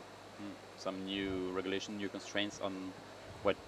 So there were both new regulations that would allow you to hold comps, and also some constraints on what should be the state of COVID cases on your country, so you can be able to hold a competition. Jakub Myszak there briefly with a 2.83. He's got to be really careful not to count that 4-second solve he got with the fumble on the second solve. Yeah, but that's only the first round, so semifinals is probably going to be in at around 4 seconds, so you can afford to miss on the first round. It's not... semifinals, yeah, with 2.9, even like accounting 2.9 might be enough. If you have accounting 2.9, you need to be super careful, and you need to be lucky on the next ones to make the finals. Because I would say it will hover around 2.6 maybe, depending if scrambles are good, it will be better. If scrambles are worse, it will be worse. But it would be around this area. So do we have some results in? No, we still... Oh yeah, we have a few. I think these are just from Group 1, the Pyraminx results. Yeah, we just have a few results, so nothing, not much yet. Data entry team working hard as always to bring you results as soon as possible. I mean, not only do they have this, but they have FMC as well. Yeah, so Which should be fully entered now, I believe. yeah, this probably took up a lot of their time because they also have to handle all the next groups, so the next round, sorry. So printing, this is a lot of work from them. Like all other stuff, they are really essential to the comp. Even if we don't see them, just like the judges, we always need to remember that data entry, we couldn't do this without them. Yep, every staff member has a price, and so every staff member must be here because they are needed. Even right down to the plentiful judges that we have. Yeah. This was one of the biggest staff amounts. We were, I think, 230. Ooh. I think I got that number, which is a lot. Like in NAC, in NAC last week, I think it was like 170 or something like this. So, but also it's kind of proportional to the number of competitors. If you have more competitors, you have more staff because you need more station as well. Of course. The number of stations increased when we moved, so from 1,000 to 1,250. They added an extra stage, so they needed to add an extra bunch of staff to handle that stage as well. So, yeah. Yep, so we now have, I believe, 70 stations across the entire comp. That is a lot. I think that's the biggest we've ever seen. I wouldn't be surprised. It's bigger than Paris, definitely. It's bigger than South Korea. I'm not sure if it's bigger than Melbourne, but probably. I've never seen a 5-stage competition before, but there might have been some 4-stage comps that have more stations. Ah, yeah, it's possible. That's, yeah. Yeah, 4-stage with 20 or something like this. Yeah, because 4-stage with 16 wouldn't be enough. Yeah. Also 20 isn't that prominent in big comps because 20 timers are hard to... Yeah, I think 20 is a bit too much. Yeah, it's doable in the small comps when you have... Yeah, the scrambles seem horrible. Everyone's getting horrible times. I don't know what's happening here. We haven't seen even a lot of 2s, but... Yeah, 20 is a bit too much, I would say. Somewhere between 12 and 16 is the sweet spot, I think. Yeah. And so we've got 14 here, and to be honest with you, it seems to be working very efficiently. Yeah, 14 seems okay, yeah. And we've got the staff to back it up. There's only ever been a couple of empty seats on each stage, and I don't think they've been affecting it too much. I've not had to hear an announcement over the mic saying we need more judges. Can staff please fulfill their judging positions? Mm-hmm. You haven't heard announcements at all, which is surprising. But there have been a couple. Yeah, but not for group announcements. Yeah, but it's so refreshing. It's good enough. We still have time to give our cubes and to compete. But yeah, it's a good change. It's more quiet. We got a 20 flat there. That would be chocolate in Denmark, potentially double chocolate. Yeah, and cookie in France. Oh, cookie! I've not heard that one. Yeah, we basically got the tradition from Denmark, and we are doing cookie for the same. Nice. In the UK, we do chocolate for .xxx, so all three have to be the same. Yeah, our cookie rules are like lenient. If you do something like this, you probably get it. If you do 708, you can also maybe get it. And Abdelak got a national record, I think it's 7x7, which was a cookie time. I think it was something like, maybe it was in 6x6, 130 flat, or 230 flat in 7. So he got a pizza-sized cookie Oh, wow. brought I in, like these rules. in an actual pizza box. That was impressive. Good. Let's move to Jakub. Jakub, is this his 4th or 5th solve here? Yeah. And once again, a very bad solution. It looks like. I mean, they are not locking up. They just have to do a lot of moves because there's just no other way to do it. Oh, this was pretty good. Had a completely neutral expression on his face and then looked out to the crowd and got a bit of a smile. So hopefully there are some porters in the audience. It's so lovely when the crowd puts a smile on your face. Yeah. I It would looks like they're assume- calculating the average as well, so maybe it was Oh. really good. Yeah, it could be. But I would assume Italy has a good crowd. Definitely. Got a thumbs down from this competitor with a 12. I think a thumbs down is worse than a shake head.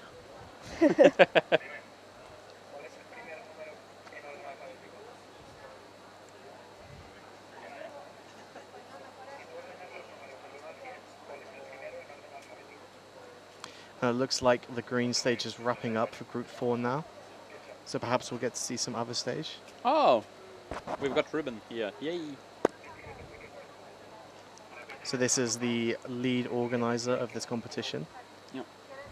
This man is one of the reasons why everything here is so great. The organizing team has done such an incredible job. The schedule is great. The venue is great. It's probably the best venue I've seen. It's one of the first time a major comp is so right on time. Yeah, we've been incredibly on time. Very impressive.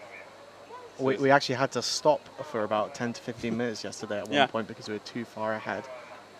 Yeah, we even got some extra lunch yesterday. It was very, very good. We love to see it. Looks like someone was handing Ruben something after that solve, so clearly there's more organizational stuff to be Yeah. done. Now back to work. Yeah, major props to him for all of the hard work he's put into this competition.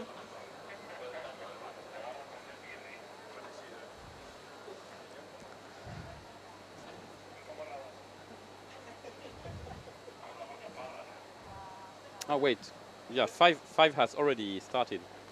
Yep, it's only just started. We're Okay. going to see the first solve from Olaf just now. Oh, I didn't know he was good at pyramids.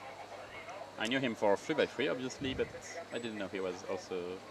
Olaf seeded 34th in Europe with a 2.34 PR average. Oh, and then we'll get to see in this group the European record holder, Alexei Titkov. So this will be nice. Hopefully he can show us some good solves, good times. And we'll obviously try to show him to you. I do have a small update about the European record that was set in FMC, just because we didn't mention it when it came through. It is a tied European record, tied with Jan Jan Bentlager, Bentlager. Okay. 21 flat. I'm not sure where they came in the round. I think we're just going to have a look now. I saw Jan's first results. I think it was a 27 and a 24. Yeah, Jan got a 24.33 mean. So Yeah, 27, 24, followed by 22 from Jan Bentlager, the present European mean holder. Yep, still the European mean holder as well. yeah. So yeah, Nearly lost it today, but now he's sharing it with Radomir. Radomir. So Radomir was actually the 3rd seed. And they won I know. I with mean, the European record. exactly. I mean, it really goes to show just how much the seeding doesn't necessarily determine what the final podium will be. That's right. Yeah, especially for FMC because one move, like he won with 21 flat and the second and third have 21.33, which is just one move over the whole mean. So it's really like at this level, if you get a 20 or a 21, it's really definitely not the same result. Every single move So, counts. We have Alexei. Alexei Sitkov solving now.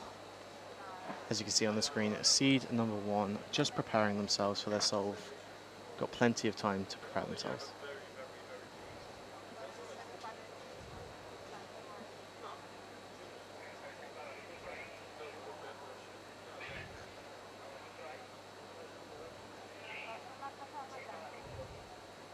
Mm.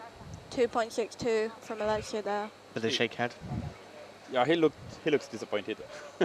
I don't know if it was like, is he disappointed by the scramble or disappointed by his turning or his solution? We don't know. It looked like they had a pause, so I'm wondering Yeah. if He he wasn't quite able to one-look it, or if something went wrong, or... Yeah, at this level, basically everyone one looks most of the time, so it could be that the scramble was pretty bad and he couldn't one look it. So yeah, it's possible. Oh, Olaf solving now. oh, he seemed to have a very long L4E ALD.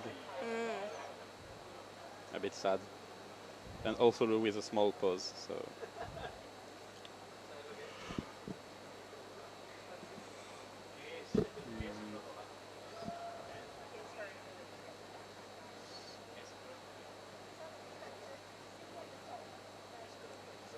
I think that might be Cyprian Dozer there. Could be. When they turn around, we might be able to see, because I know they have their names on their backs. Oh. Oh no! Just out of shot. And sometimes we're switching to some organizers and stuff.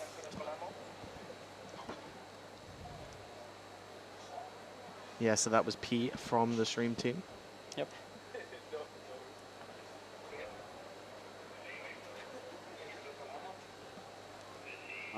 We got confirmation that it was indeed Cyprian Doza. Shout out to all of the production crew who are responsible for making this stream happen. Can't remember whether they're listening in to us at the moment, but if they are, then hi. And yeah, we certainly wouldn't be able to have a stream of this good quality if we weren't for them. Definitely. There are a lot of cogs that go into this. Everybody's playing their part. I mean, it goes so much beyond just the commentators. Everything from the cameramen to the people working with the laptops, directing which cameras, what. So many people working hard. Even just to put the name to the person is its own responsibility. So many people have helped out to make this stream be what it is. Yeah, it doesn't look like it, but you need like 10 people all at once working so that you can see someone solve. You only hear the commentators, but there are many people working behind the scenes. And definitely, and we heard all of the feedback that we got over previous streams, such as the World Championships, and we heard that people wanted to see overhead shots like they have in the US, and we heard that people wanted the focus to be on the faster cubers, and we've put a lot of effort into making sure that we can do that as best as possible. yeah. Of course, we'll still miss some of the fast people. It's just going to be natural, especially in an event as fast as Pyraminx. But we will try our best to get as many of the top seeds on camera as possible. Yeah, hopefully, especially for finals, we will try to be able to show the battles that will happen for first place or for podiums. Definitely. We won't be able to show all solves, but you should be able to see most of them, and we will definitely try to focus on people who will be able to win or clutch a medal instead of showing people that may be slower, even if when you get to a final you have to be good, so you still deserve to be shown on stream. But unfortunately they are up against some of the best in Europe, and only a few people can be on stream at a time. But of course all of the finals will be taking place with the fastest group on the green stage with all of our overhead cameras. Yeah. So we will be able to capture anyone that we want to. We'll see the Europeans in the green stage, and if there are some, well, Americans mostly, they will be on another stage so that we truly focus on the battle going on for Europe, basically. So we will still be able to stream a few solves from Americans if needed, but yeah, we are focusing on the European Championship part of it. Yeah, so at competitions like the North American Championship, anyone can win the competition from any continent. Actually, Timon managed to win in the end. At the European Championships, we're very specifically only awarding the top European competitors, the top 3. You'll still get a medal on your profile for coming first, just like Patrick Ponce did 2 years ago in Copenhagen. But we will only be recognising the top Europeans because it's the European Championship. Yeah. It's about who is the European champion.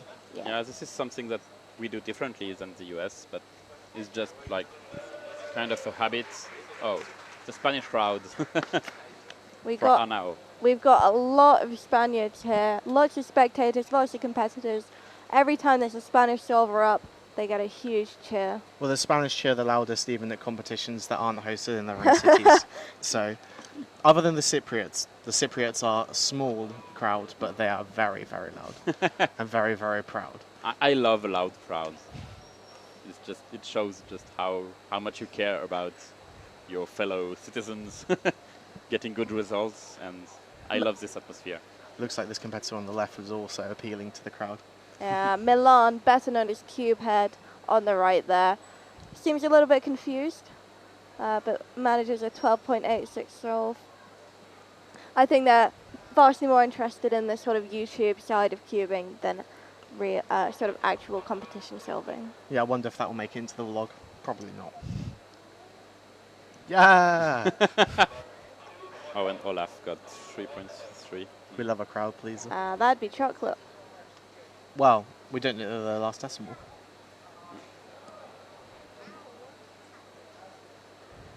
Cyprian again being confused by the scramble, it looks like. Oh. Okay, maybe that's the reason why. It looks like, yeah, we aren't getting many good averages. We got, on the previous round, we got, who was calculating the average? I don't remember who it was.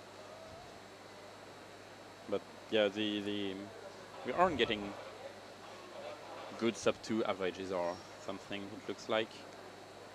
It's a bit sad, but it can come from the scramble. Quite aggressive turning, I felt, from Cyprian there. I felt these very sort of sharp turns, right, in comparison to some of the other cubers here, very fluid but softer turns. And I think both of those techniques have their advantages, and we see great averages coming from both camps. Yeah. Yeah, especially in smaller events, because your turning style can also change a lot with nerves. If you have an aggressive turning and you shake even the tiniest bit, then maybe you will lock up if your pyramid or your puzzle in general doesn't allow it. And it can be very difficult to change your turning style, much like handwriting, I suppose. But it is possible. I have seen people do it, and I've seen people who have aggressive turning styles end up taking up a different event where an aggressive turn style isn't very good, and they've completely changed how they turn. This was actually one argument in the top first versus V first battle, because the newer pyramixes would allow for a technique style that goes with V first as well. Oh, that's interesting. Because top first was, so it was called wrist turns, and it would focus on, like when you do a sledge on pyramix, when you do R prime, L or L prime, you only use your wrists, and top first would focus on wrists. Whereas now with good pyramixes, you can actually do flicks, just like you do in 3x3, move with your indexes. And with these new pyramixes, we have also seen V first, because maybe it was more difficult to do V first in the beginning, like 10 years ago. Somebody asked if Daniel Partridge has been solving yet. He's not. He is in Group 7 along with Simon Callum. That will be the final group of the day, and we will end the stream after that. And of course, we will join you back tomorrow, where we'll be starting off with a 3x3 round 1 at 9 o'clock. 3.32 from Olaf there. Minor change from his previous 3.33. Very consistent. In the case people missed it, Alexei got a 1.99 on their last solve. Alexei might get sub-2 average. That'd be very cool to see. Yeah, this would be very exciting. Oh, Jonathan Plug actually got very, very, very good average. We missed him a bit, but he got 177. Ah. So yeah. Where does that place him with the results in so far? First for now, and second is 220, and third is 235. So really, yeah. Yeah, but still 3 more groups to be entered.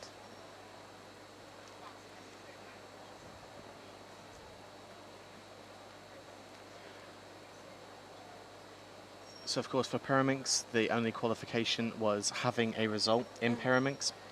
And so we will see some of the slower competitors, and some of them are going to be on the green stage, even though they have all of the fastest competitors in their group as well.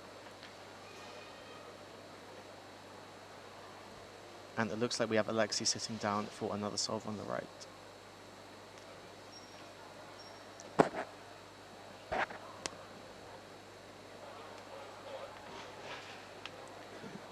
Seed number 1.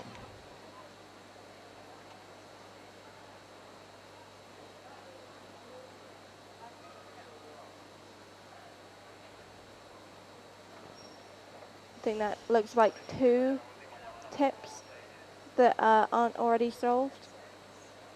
2 out of 4. 2.1 that we just about managed to see. I'm, With a shake head, of course. I'm not sure that we'll necessarily see this average beat Jonathan Plug. That's a very good point. 1.7 is a very strong average. Another solve from the fan favorite, Cubehead. Do we have any Cubehead fans in the chat right now? Like I said, no qualifications, so a variety of skill levels in this group.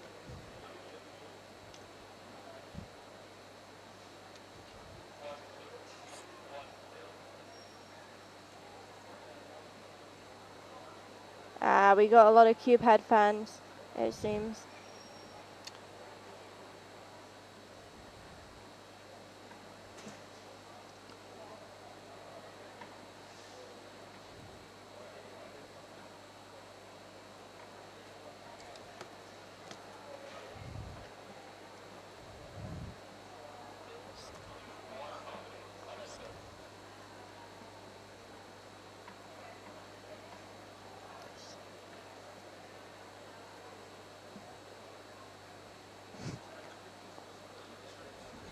Alexei preparing for their, is that the 4th solve now? 4th or 5th, I think. Yeah, 4th or 5th. Hard to tell if we've missed one.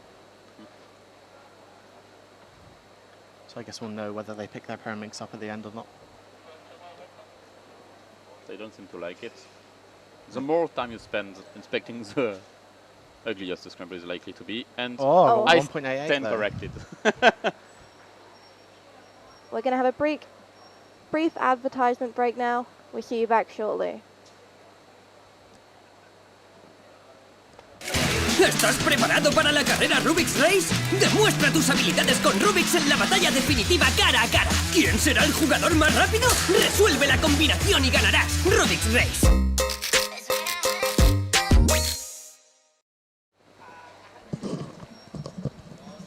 Hello, and it seems that we're back. Still a few more solves left for Pyraminx Group 5, just rounding it off. So we didn't get to see if Alexi picked up his Pyraminx or not. So, True. but given the emptiness of the green stage, I reckon that there's a very good chance that this group is coming to a close and we're just starting on Group 6 now. But I wonder if he will be faster than the 177 from Jonathan. Well, the fastest I saw was a 1.88, so... Oh yeah, maybe. I think he got a fast one as well, but I'm not sure. So even if that was the Yeah, the not best counting. best. Yeah, it's still difficult to get 177 with counting 188.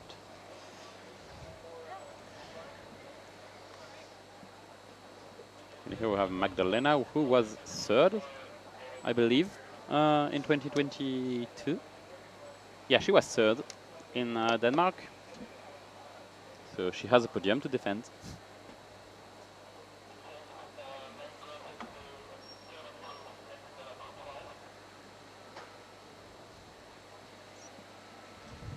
Looked like a solid time. Ah, no. It wasn't a good time. Sorry. 3rd in 2022, bumped down now to 17th seed. Really seen a lot of improvement over the past 2 years.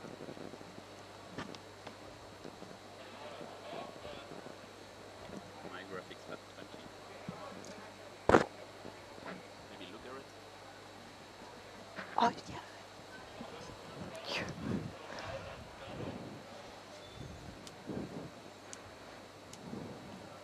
And we have Martin or Daniel. No, that's Daniel. It's Daniel, yes.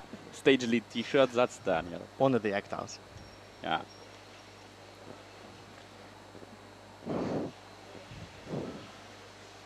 We got advice on how to pronounce both of their names. We And that did. advice Hello. was don't try and pronounce their names. Yeah, I think it's like Martin Adol or something like this. we And would- yeah, don't try and pronounce Don't the try middle the name. middle one, yes. We were told that it's pronounced Bill Adel. Villadal. No, I think it's supposed to be Adol. I don't know why we have Adel on our working sheet, but from what I remember from earlier competition, I think it's Adel, but That's what a Danish person told us. So. okay, yeah, then probably Adel or something like this. I'm hearing some clapping, but I can't see what's going on at the moment. Yeah, it could be Yanis maybe, or once again Magdalena is solving. Possibly just a Spanish competitor got an okay time. Or even a bad time, and people are funnily Yes. reacting with Yes, cheers. that does happen. This happens a lot. I tell you what, though, during the opening ceremony, I think it was the French crowd that was the loudest. I don't know. I wasn't in the crowd, so I couldn't hear. But yeah, it could have been Spain, to be honest, because Spain is very loud. Is as loud as us, and they were more. So Likely Spain, but I think the French had the vuvuzelas. yeah, French so had vuvuzelas. Yeah, we come prepared. It was very entertaining. I heard a lot for the Irish. Yeah, Yeah, the shout of Kieran Behan got completely drowned out by the crowd. yeah, that was a bit sad because Yeah. we always love a good Karen Behan. It will happen at the podium ceremony for sure. And in finalist presentation, and And whenever we get the chance. and maybe randomly at some point. Yep, literally when he walks in the venue, it happens. Like, I know that he's walked into the venue because I hear the chant. There's someone who is on Karen duty, just watching him enter. Do you think we could pay someone to follow him around and just keep doing it wherever he goes?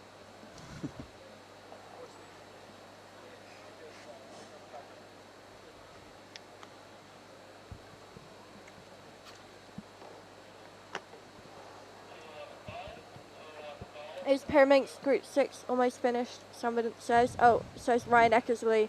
I'm in Group 7. Ryan Eckersley, you have got a bit of time before Group 7. Yeah, I think cube submission for 7 probably hasn't started yet. I'm not sure. It might have done. They do open it quite early sometimes, but Yeah. we will hopefully have a last call on the screens. So if you just pay attention to that, Ryan Eckersley, then Yeah, if you you're, might get the opportunity. if you're 10 minutes away, I think you'll make it. I think we missed the time there from Ianis Costankele from Romania, 9th European seed.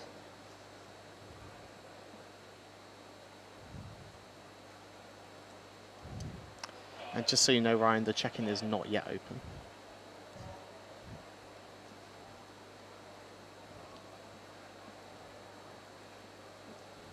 Someone said, where is our boy Cubehead? Cubehead competed in the last group.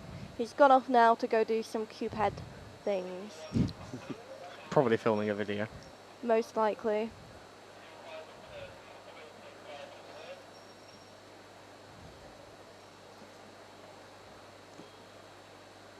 Back to Madalena. Oh, we didn't see the time from Madalena. We don't so. Okay. We won't get a chance to see it. Oh yeah, Oh. 291. Okay. You spoke too soon. Yeah. I stand corrected once again. So we're getting some results yet.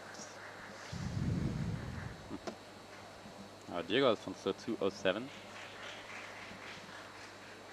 Of the results entered so far, still nobody getting close to Jonathan Plug's Yeah. 1.77 average. He got a counting 149. This is very impressive. Mm. But it's also very scramble dependent in the first round, so results from the semi will be more like should be more close. And if someone has that big an advance in semis, then it really means they are the favorite. We do, of course, have Daniel Partridge, seed number 2, coming up in Group 7. Alongside Simon Callum, world record single holder. Well, there you go. That will be super exciting to watch. In fact, I'm quite jealous because I'll be competing and I won't get to see. Oh, I will get to watch it right here. Forrest Puffin asks, Eleanor, do you compete in Pyrrha? I do. We've just answered that. Yep, just about. Not very well, but I do nonetheless. I believe there's a cutoff in place for Pyraminx. Yes, I think there's a 10-second 10 cutoff. seconds. Okay. Well, if Yikes. there is Oh. a non-zero chance that you will see me back here after 2 solves. You will be able to help us comment. Another person asks, has Timon competed? He hasn't. Yes, they have competed in 7x7, 5x5, and 6x6. No, Timon decides not to compete in Pyraminx nowadays. I think he wants to focus his energy more into practicing 3x3 over Pyraminx. And this might be a good call. I mean, you get distracted. Maybe even if you fail an event, like he would obviously go into finals, but like if he misses the final, then he would be angry even if it's not his main event. So it may make him angry for the rest of the day, including 3x3 finals. If he messes up finals with a very bad average, even if he had no shot on podium, he would still be angry. Even if you don't care about an event, it's still something that follows you. So that's a good shot, I think, from him. Maxwell Davies says, great job, OJ and Eleanor. Loving the live stream from Maxwell. Thank you, Maxwell. And thank you, Jules, as well. Oh. And every other commentator we've had on here. It's not just us two. I know, but showing a little UK love there, I think they might be a little biased. Yeah, I'll let you have the UK love. You need to get more of your French friends in the channel, hyping you up. There are a few already, but yeah. Yeah, get them in the channel going, wow, great job, Jules. I don't know who the other two are. Not the best, but you've been fantastic. All the French is here in the crowd, so we don't see them on stream. That's true. France with the second biggest contingent after Spain. Yeah, which makes sense, given that you're a neighbouring country. Yeah, and we're usually quite a big. Even in Denmark, we were like second or third, I think, maybe third, after Germany or Poland. Poland always has a large contingent, of course. A lot of cubers in Poland. Yeah, Poland is a very big cubing nation. Not only the biggest among all the competitors, but especially among the top players, absolutely huge contingent. I found that about a quarter of the top players were Polish. That's probably right. This was especially true in Pyraminx for a very long time. Now, other countries have caught up, but Poland still has, like, V first was Polish V in the beginning. Wow. And Poland, still has a lot of influence in the cubing community. So, speaking of Polish competitors, it looks like we got another solve from Magdalena. Yeah. Just waiting. Oh, for and 161 from someone. Unfortunately. I'm not sure who they are, but I have seen another couple of sub twos from them. Ah, could be Matusz. Yeah. Keder. Could be Matusz then. Who's the 4th seed, 3rd in Europe. Yeah. And it's his first Euros, so we'll see how he handles the finals. So for a long time, Poland had a huge focus on the short events, so 2x2, Pyraminx and Scube, and they used to have many competitions where they just had lots of rounds of those. So you actually wouldn't be able to compete in many of the other events in Poland, and that was a huge reason for why they had a lot of good competitors a few years ago. And that's also why people kept referring to Polish scrambles, which became synonymous with just being a good scramble in a fast event. And it's simply because they had so many more rounds than other people that they were guaranteed to have more lucky scrambles. I heard that there are some countries that generate their scrambles in Polish for better luck. This is amazing. I've not heard that before. I should start doing that. Although sometimes I don't generate the scrambles myself, since I could get good results in Pyraminx. I'd rather have someone else generate the scrambles just so it's just to be safe. Yeah. I don't have that issue. I'm not good enough.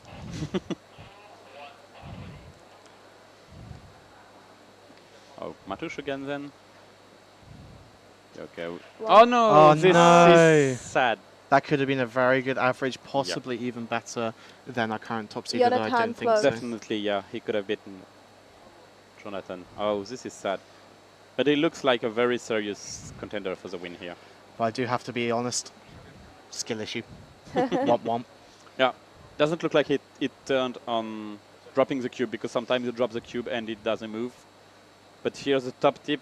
Yeah, skill issue. Didn't quite hit it with the finger, probably. Yeah, it looks like it. We all know how that feels.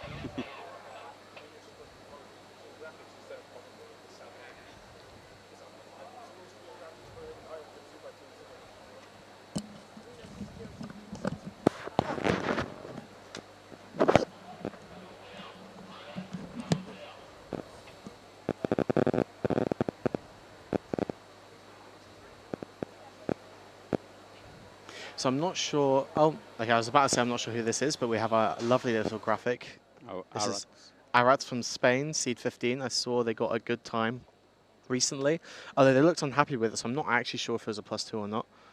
I'm sure that we'll hear the crowd because, of course, they're Yeah. Spanish. If he gets a good time, yeah. And he has a very bad single compared to his average, actually, so he might beat his single today. Oh, this is good. Yeah, and the crowd goes not that wild, but still pretty I've good. heard the phrase, the crowd goes mild. Yeah, it's very nice. Well, it was definitely more than mild, I Yeah. would say. The crowd goes medium. Yeah. The crowd goes. It just goes. It's- I think it would be impossible for a top player from Spain to get a good result and not have the crowd go at least mild. Yeah.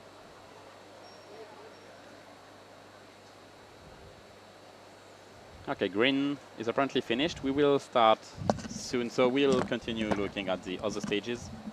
And of course that means goodbye to Eleanor It Sinnott. does, because I, alongside Simon Kellum, Daniel Partridge, will be Some of the competing. best. I know, some of the best.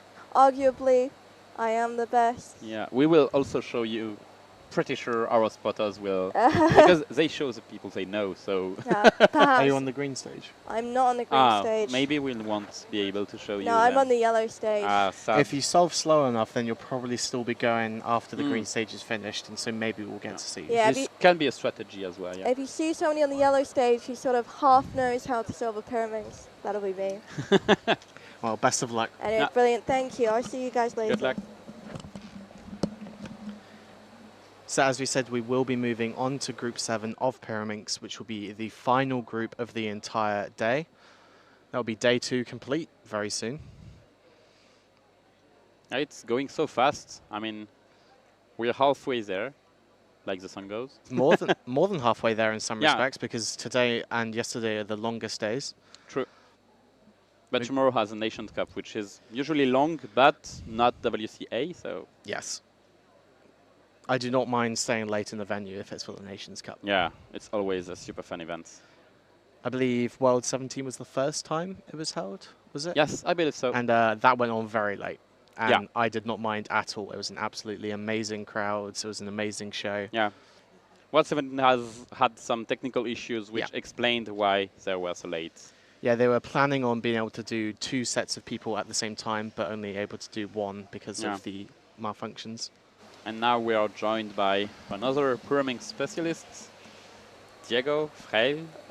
Pyramid specialist isn't the word I would use, considering the fact that I completely failed my average. Oh dear. Ah, We have seen a lot of fails so far in this round, though. So yeah. But I don't think I will qualify. Oh, is that big of a fail? Yeah, Oh dear. I am extremely frustrated right Oh, now. This is sad. well, welcome to the stream.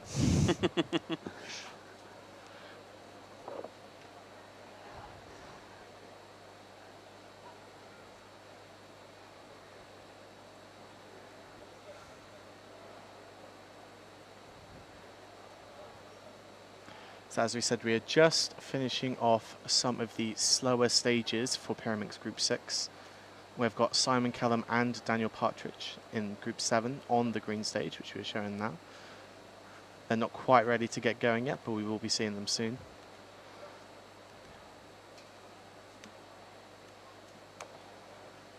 So we're going to see Daniel Partridge, Dominik Goni as well, from Poland. Who Former world record holder, if I'm right? Yes, Yeah. and still European record holder. No one has beaten his, his 0.91.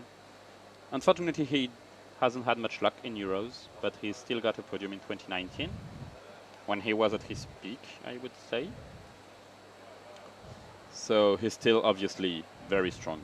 So I wouldn't be surprised to see him on the podium as well. And we also get Stian from Norway, Netanel from Israel coming up. And Martin Edel, which won in 2018. So last time we were in Spain. Yeah, So maybe exactly. maybe the Spanish air will fuel him on. Yeah, maybe he will do the same again. Yeah.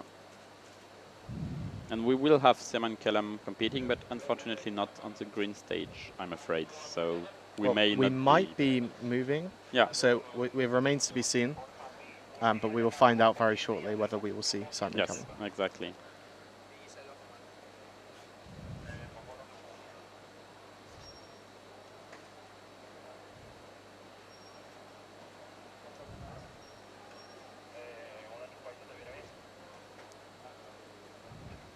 But for now, let's see the end of Group 6.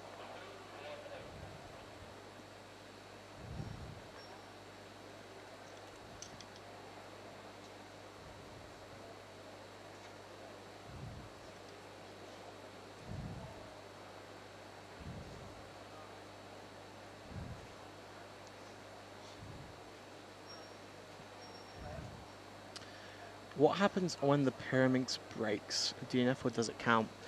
So, as with all WCA puzzles, if a single color has popped from the puzzle, then that is okay.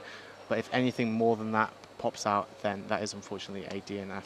So if a tip or an edge or a center, so basically if any piece from a Pyraminx comes off, other than say one facelet of a tip, then there will be a DNF, unfortunately. So you do have to repair that within the time limit.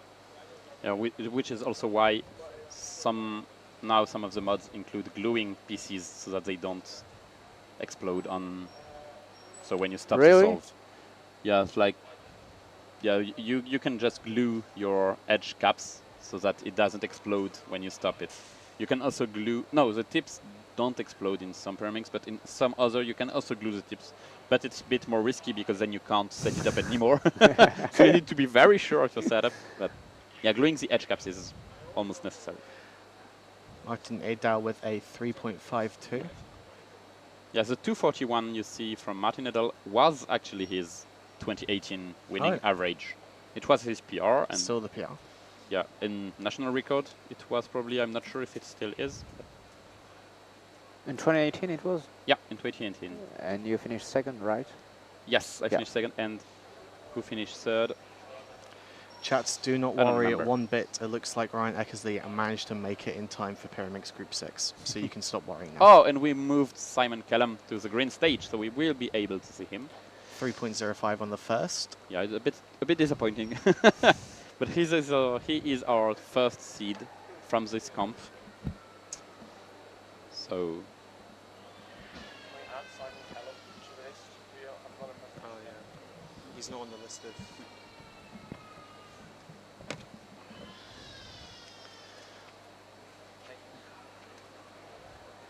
I should definitely consider that gluing technique for my Scube, because earlier on I had a corner pop out of my Scube and nearly fell all the way off the stage. But does it happen really often or not? Often enough that I should probably consider doing something about it. And I'm never going to bother tensioning it, so... Yeah. Thankfully, I landed just on the edge of the stage, so I didn't have to jump down.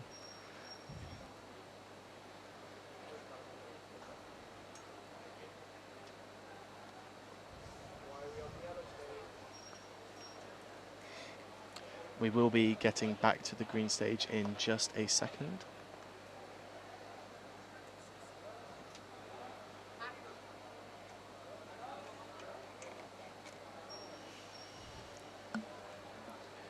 Got Martin Edel, again yeah.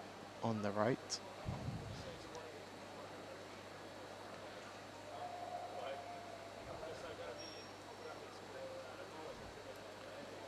Oof, and the 3.99, that is going to count the mid to low 3 that he had earlier. Maybe it's not the Spanish air. Well, it doesn't really matter, you know. There's only one run that matters, and it's a final. well, semis first, and then final. Yeah, yeah, true. I mean, a low 3 wouldn't qualify for the final. Yeah, the final. Yeah. Unless you do bad enough that you don't even make it to semis. Yeah. Oh, yeah. Like it happened to... who was it in 2017 who got a DNF average in 3x3 after winning the first round? Was it the Rue? The Roo from Canada, but I don't remember his name. It's been too long now. Yeah. Oh, I feel so sad that I don't remember his name. It was Kian.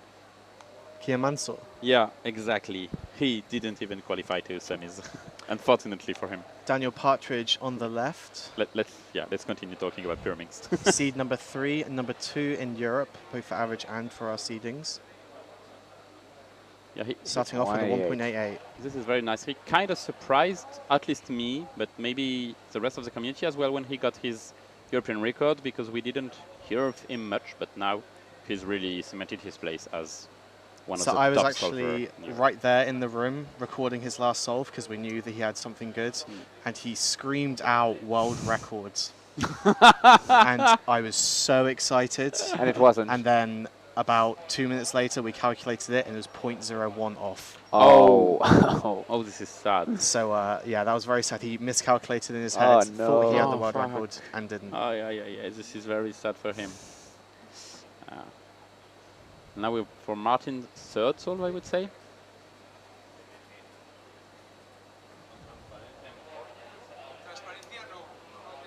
Oh, we won't be able. Oh, yeah. We're moving to Stian. We get a 3.0, and then I don't remember the other one. Stian also a very strong seed. 16 in Europe.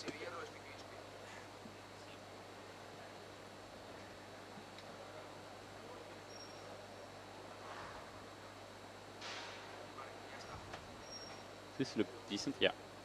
Low 2's very solid. Yeah, low 2 is good at this stage. It's not podium good, but it's good. Especially when your PR is 1.91 or 2.18, it's not going to go amiss. Yeah. What time do you think will be needed in order to podium? It depends on the scrambles. I'd say if scrambles are good, probably around 2.4. If scrambles are bad, could To go. podium. No, to podium. To Yeah. podium. If scrambles are good, probably 1.8. Okay. And these are bad, maybe 2.1 or 2.2 could even make it. But Okay. Daniel Partridge, we just saw got a 1.78 before the camera cut away. this is impressive. So that will make the 1.88 count. It's very impressive. And now we have Simon Callum. So not the focused competitor, but the one right next to him is Simon, who got a kind of a disappointing time in the first one. Definitely. Oh, he had trouble with the tips and had to Sure. redo it. Low 2. Yeah, and now we have Martin versus Dominic.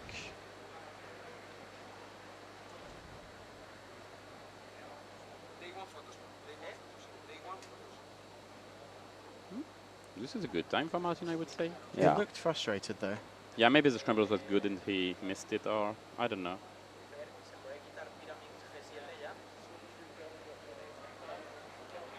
We'll be able to see Dominic solve. Oh, this is pretty nice.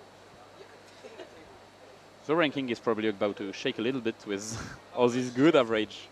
Like the second half was much better than the first half. Yeah, we do have all of the top players spread out throughout the round, but it does look like we've got a fairly stacked end of this round. Yeah. Could be because of scrambles, because the first few groups were difficult. So as we said, we are mainly focused on the green stage because every top competitors are on the green stage.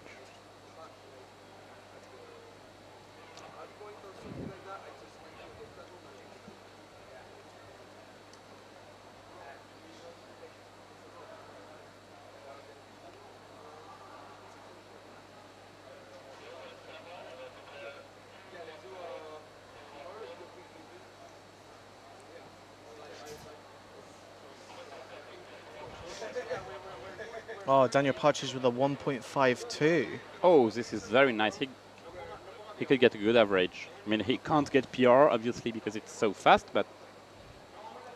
And Stian will get probably a low 2 average. So, pretty good results all over. And now we are moving to Martin again.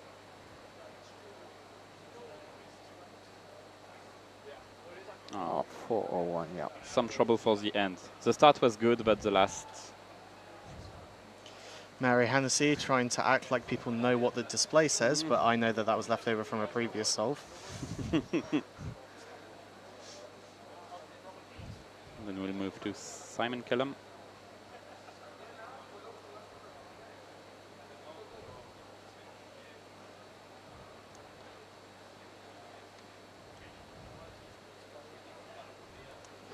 Chat, let us know what you think of these graphics, letting you know some information about the competitors. We're trying our best to show it for as many people as we recognize. And also tell us if you want other information about them. We can provide not everything, but Yep, there's a lot that we could provide yeah, if it was asked for. yeah, maybe for like finals we will provide their average from the semi-finals or something. We can do some fancy stuff. That would be cool to see, I think.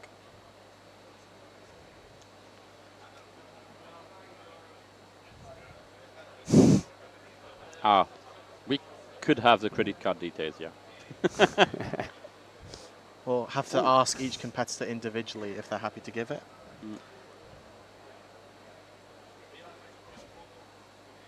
Dominic with a very fast time. 1.46, I think. Yeah, low one. 131. Oh, 131 from Daniel Partridge. 131. Oh, yeah, that's Daniel. Yeah, his has. I think that will secure the top spot, possibly. But the English crowd doesn't seem very, very noisy. We don't hear the English crowd going wild. We don't try to make Sad. too much of a fuss. Oh, yeah. But trust me, they will be cheering for him. Yeah. Probably very visibly cheering for him. There'll be a lot of hands in the air and not much noise because we don't want to distract people. No. Respectful. Ooh, Ooh, 144 nice. from Xian. That yeah. last scramble looks It must be good. good, yeah. Oh, and then we'll also get to see Simon. Unfortunately, we won't If we know want his to. time because the display is not working properly. Oh, this is an old display. So I'm going to try stopwatching what the solve is.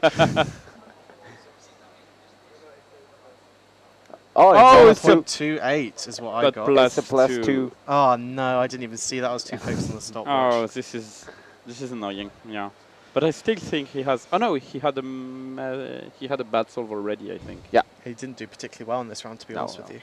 He got a few good solves maybe. Oh yeah, not sure if he got good. And then it looks like the group is over or is almost over. Yeah, we have seen all of our top players do their 5th solves at this point, I believe. Or at least seen the times.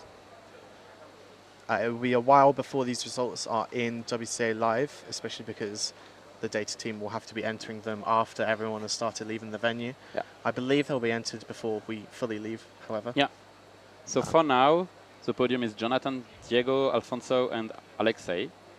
I think Dominic might get faster than them, Got and some very also good Daniel. results. Daniel So will the- certainly be in that top 3 at least. Yeah, I'm not sure if, yeah, probably both will be faster than Diego, who got a 2:07. So I think sub 2 podium for the first round, probably. Oh, we still have a solve. No, that's not.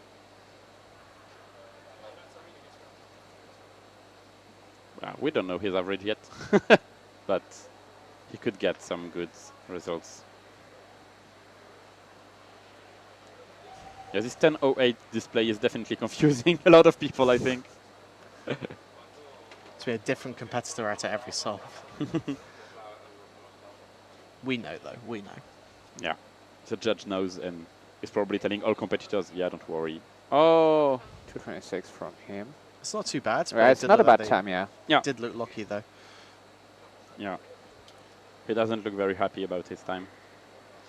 From that reaction, I would say that potentially nerves were getting to him. Yeah, It looked like he was It's shaking his possible. hands, which people tend to do when they're trying to shake the nerves out, essentially. yeah.